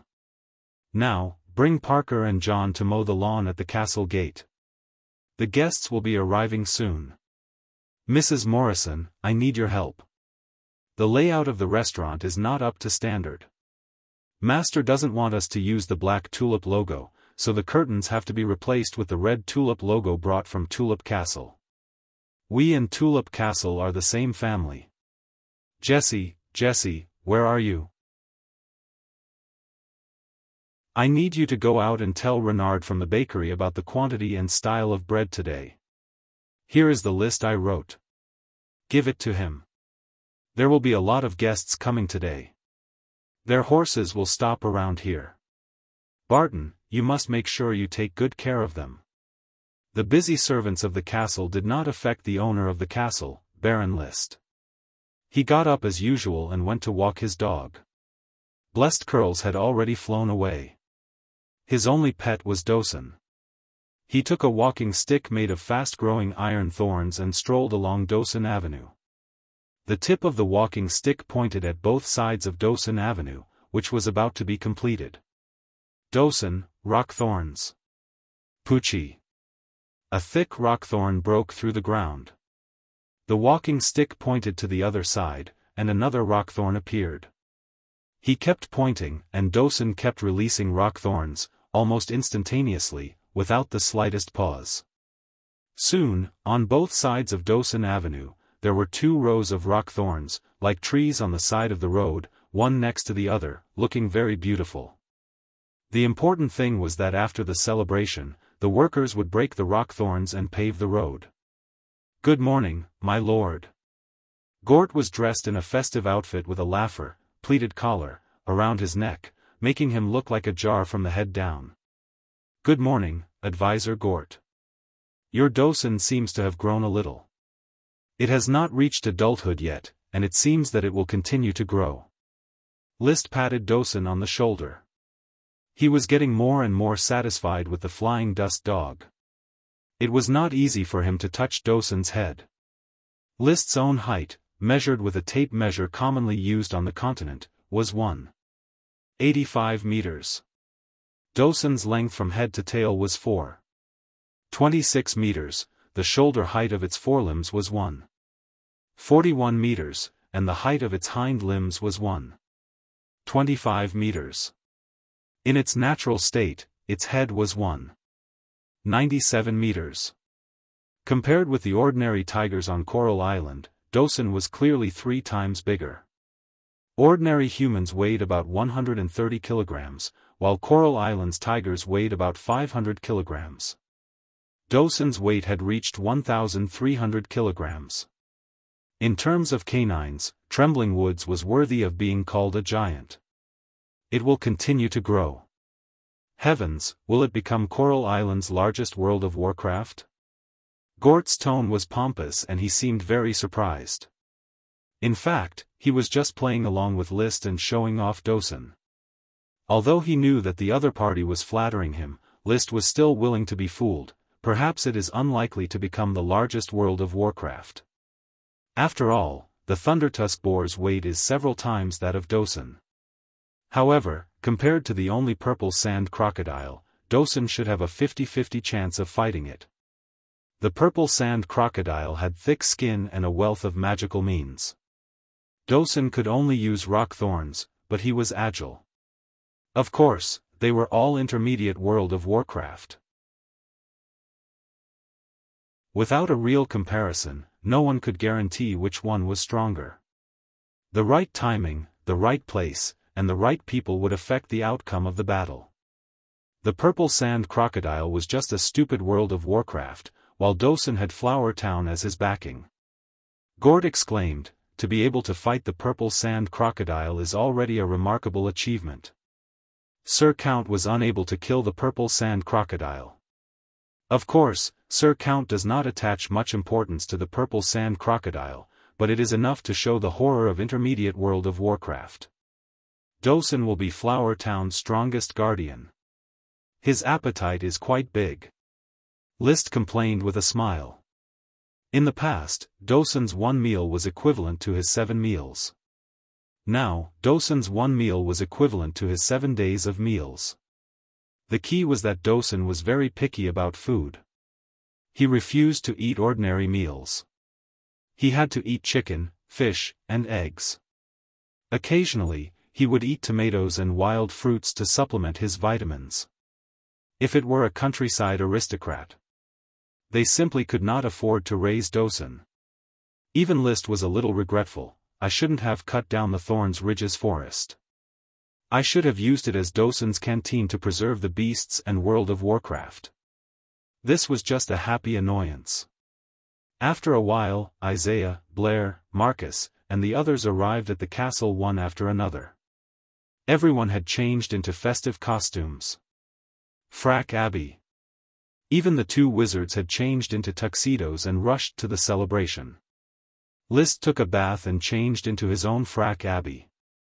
Aristocratic costumes were very cumbersome. Under Thomas's service, it took him a quarter of an hour to put on the clothes neatly. He felt his body was a little tight. Fortunately, the weather had turned cold and he did not feel stuffy. Master, frack abbey was naturally designed for aristocrats like you. It sets off your nobility and extraordinariness. Thomas praised sincerely. This was indeed the case. When the nobles of North Valley City arrived one by one, Liszt stood in the middle of the crowd of nobles. They were all frack abbeier. No matter how one looked at it, Liszt had the effect of being the focus of attention. He had a handsome appearance, a tall and straight figure, a noble temperament, and a faint and gentle smile.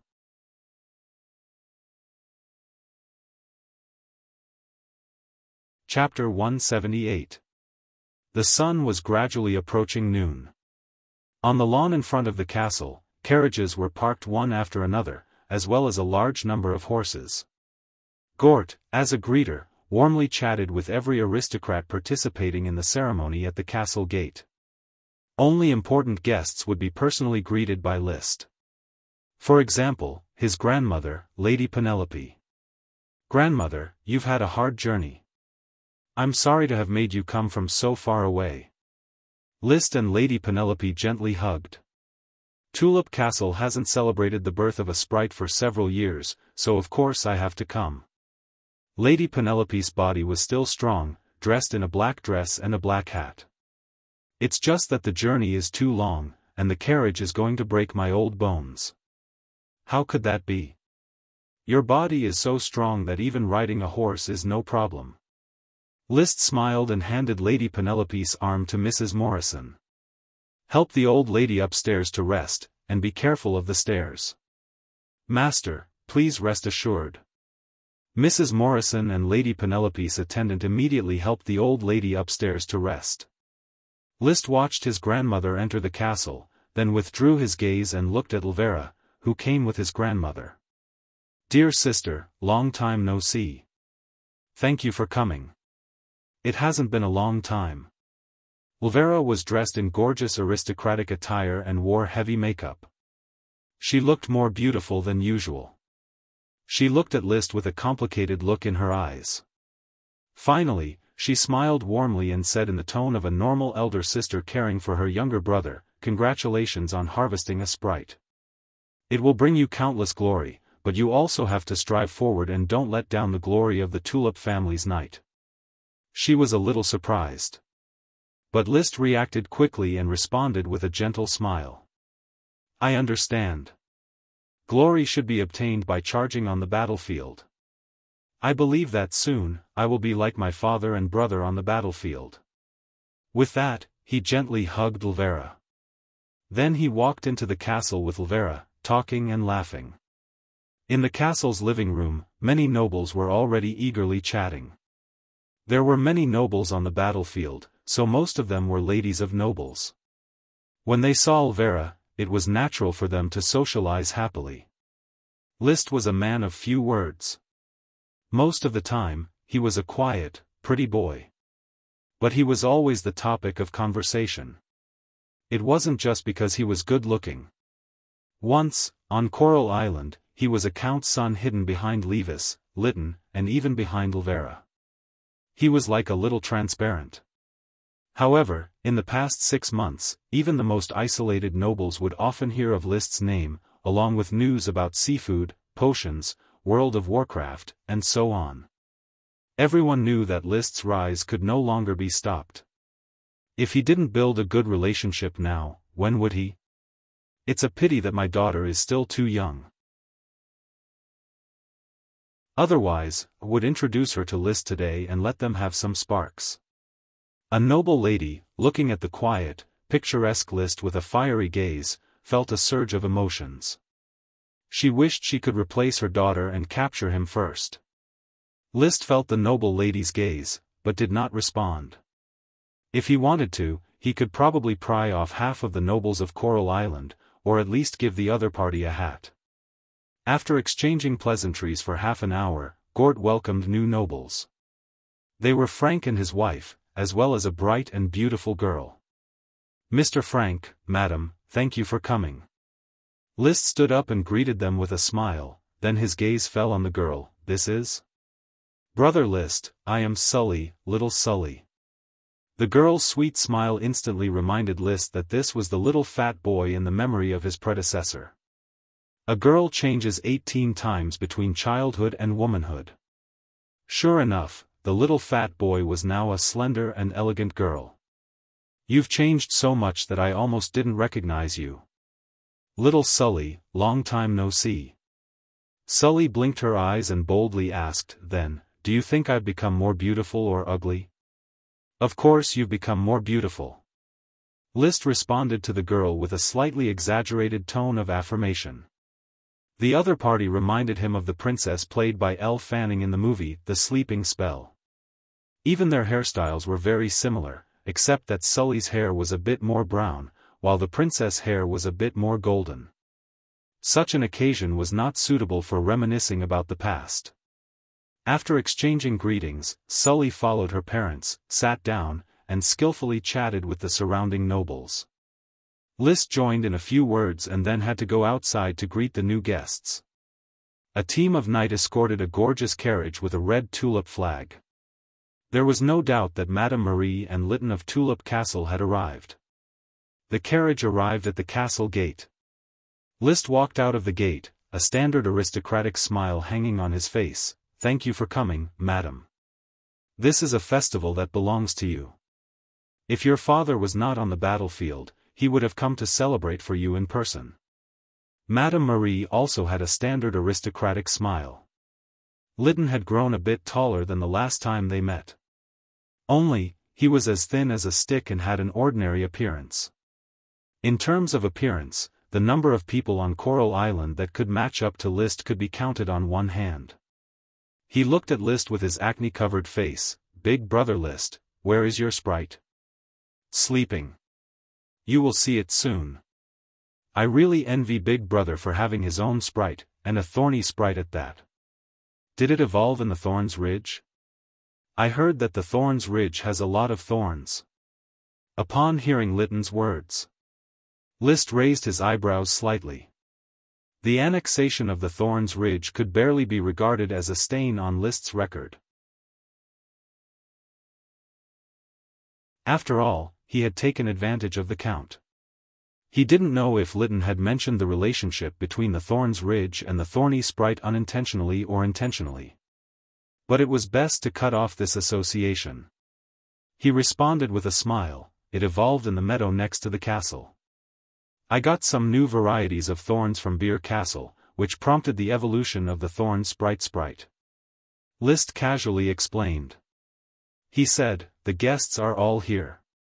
Madam, Lytton, please go to the second floor, the celebration banquet is about to begin." The dining hall on the second floor. The nobles gathered together and sat in the arranged seats according to their titles and statuses. They chatted happily while waiting for the wine and dishes to be served. As the banquet's host, Gort stood up and clapped his hands. When the noise gradually subsided, he began to say in an emotional tone, "Ladies and gentlemen, thank you for coming to celebrate the birth of the thorny sprite with Flower Town and our Baron Liszt. Before the banquet begins, let us first invite today's protagonist, the thorny sprite." As soon as he finished speaking, the butler, Carter, walked in excitedly with a box that was pieced together from jade. He opened the box, and the sleeping thorn sprite suddenly woke up. It rubbed its eyes, fluttered its wings and flew up, and landed accurately on Liszt's shoulder. It seemed that it was not fully awake, and it yawned in a very human way. Whoa!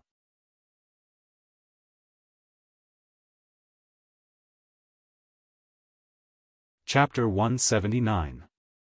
Everyone, come and witness this beautiful, magical, and noble little creature. Gort cheered loudly. The appearance of the thorn sprite was not so shocking. In fact, the little fellow, who had not woken up yet, did not pay attention to these nobles at all. She just sat on Liszt's shoulder and dozed off. It had just been born and was full of curiosity about everything. Last night, it went to bed very late and seemed a little listless. But this did not prevent the nobles from praising the thorn sprite with loud applause. At the same time, their eyes were cast on Liszt and the sprite on his shoulder with envy, jealousy, appreciation, desire, and so on. This applause obviously disturbed the thorn sprite. It flew up at once, made a fierce expression at the applauding crowd, waved its fist, and opened its mouth and shouted, "Wow, wow, wow." This obviously did not intimidate anyone, and everyone applauded even more vigorously. The lively sprite was obviously more pleasing to the eye than the dozing sprite. "It's so beautiful. Beautiful little creature. I seem to see it shining with the light of gold coins. The glory of the night favors the tulip family, and Baron Liszt has inherited the nobility of the earl. Beautiful, as lovely as those sprites in Tulip Castle." Seeing that her intimidation did not work, and that this group of humans were still chirping, the thorn sprite was furious. It suddenly stretched out its pink little fist, opened its chubby little palm, and shouted, "Wow!" But a few flashes of light were seen. It flew towards the crowd. The light quickly stained the clothes of many people, and at a speed visible to the naked eye, green sprouts appeared, and actually began to grow and stretch out branches. "Oh, my God! It's the sprite seeds! The thorn sprite sprinkled seeds on our clothes." The nobles hurriedly stood up and patted the sprouts on their clothes. For a moment, the whole banquet scene was in chaos. At this moment, Liszt suddenly said, "Stop, little guy." In an instant, the thorn sprite flattened its mouth, reluctantly flew back, and landed on Liszt's shoulder again.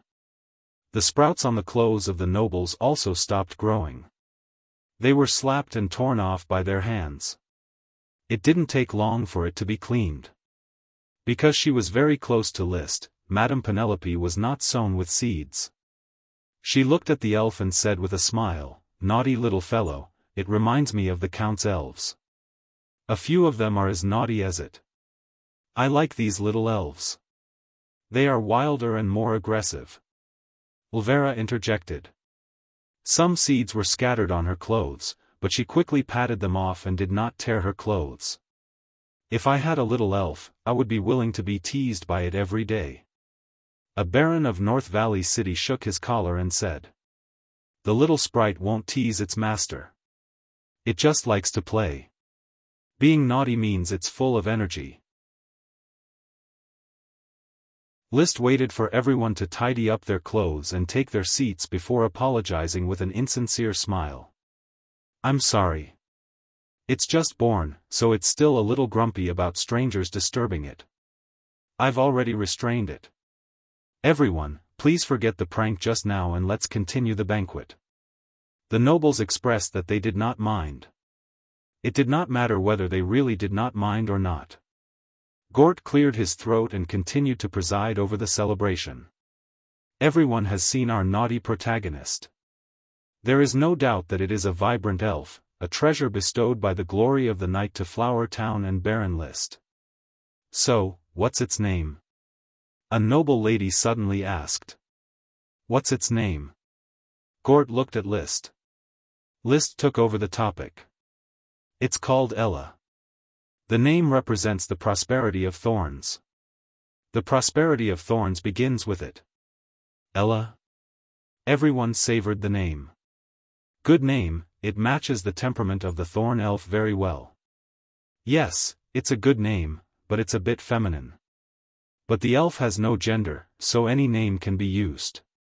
"Ella, is it written like this? Ella. Ella, it's a strange serpentine, but it's very interesting. It's a very elegant name." Everyone thought that the name was good. Even if they felt unpleasant in their hearts, they still felt good on the surface. Only Madame Penelope complained, "Ella? It sounds like names like Marie and Melissa. Liszt, can you give it a different name?" Madame Marie, who was sitting next to her, smiled awkwardly and politely. Liszt was also very embarrassed. Melissa was his mother. This old grandmother really didn't give him any face. He could only say, grandmother, Ella likes its name. Wow! The thorn elf, sensing the call of List in his heart, shouted at him. I'm glad you like it. Madame Penelope did not force it. Perhaps she just wanted to take the opportunity to express some of her own views. The meeting of the thorn elf, Ella, set off the celebration atmosphere. It was almost time for dinner. After asking for instructions, Carter motioned for the servant to start serving wine and pour a glass of red wine or fruit wine for each guest. List picked up the red wine in front of him, looked around, and slowly said, "Thank you for coming to Flower Town's elf birth celebration. Everyone knows what the birth of the elf means, especially the elf with the magic potion behind it. My father and brother are already on the battlefield, continuing the glory of the Tulip family." The nobles looked at the young, handsome baron. They listened carefully. List's speech level was average, and there was no literary talent. He was just releasing a signal, "List Tulip, as the blood of the Tulip family, am sheltered by the family, and hope and must win glory for the family." He paused. His voice increased, "Flower Town is just a small town, but with the thorn elf, black tulip, flame mushroom, and fast-growing magic thorns, everything is promising. I will also recruit a group of followers to help me govern Flower Town and form a night squad to charge on the battlefield." He thought about it. He added, "Flower Town has the ability to win glory from the battlefield. Do you see the flying dust dog at the gate of the castle? It has eaten the bloodline fruit and has evolved into an intermediate world of Warcraft. And it is loyal to me, it will be my most important partner on the battlefield." Intermediate world of Warcraft. This was the first time List announced Dosun's bloodline level to the public. In the blink of an eye, he heard the nobles sitting around the table suck in a breath of cold air. An intermediate world of Warcraft was not as valuable as a sprite. This was a well-known truth. However, if this world of Warcraft existed in the form of a pet, then it was another matter. It was at least equivalent to half a Sky Knight, a weapon on the battlefield. The importance of such an intermediate world of Warcraft was no less than that of a sprite. You're tuning in to the Xiaofan's Wuxia Tales YouTube channel.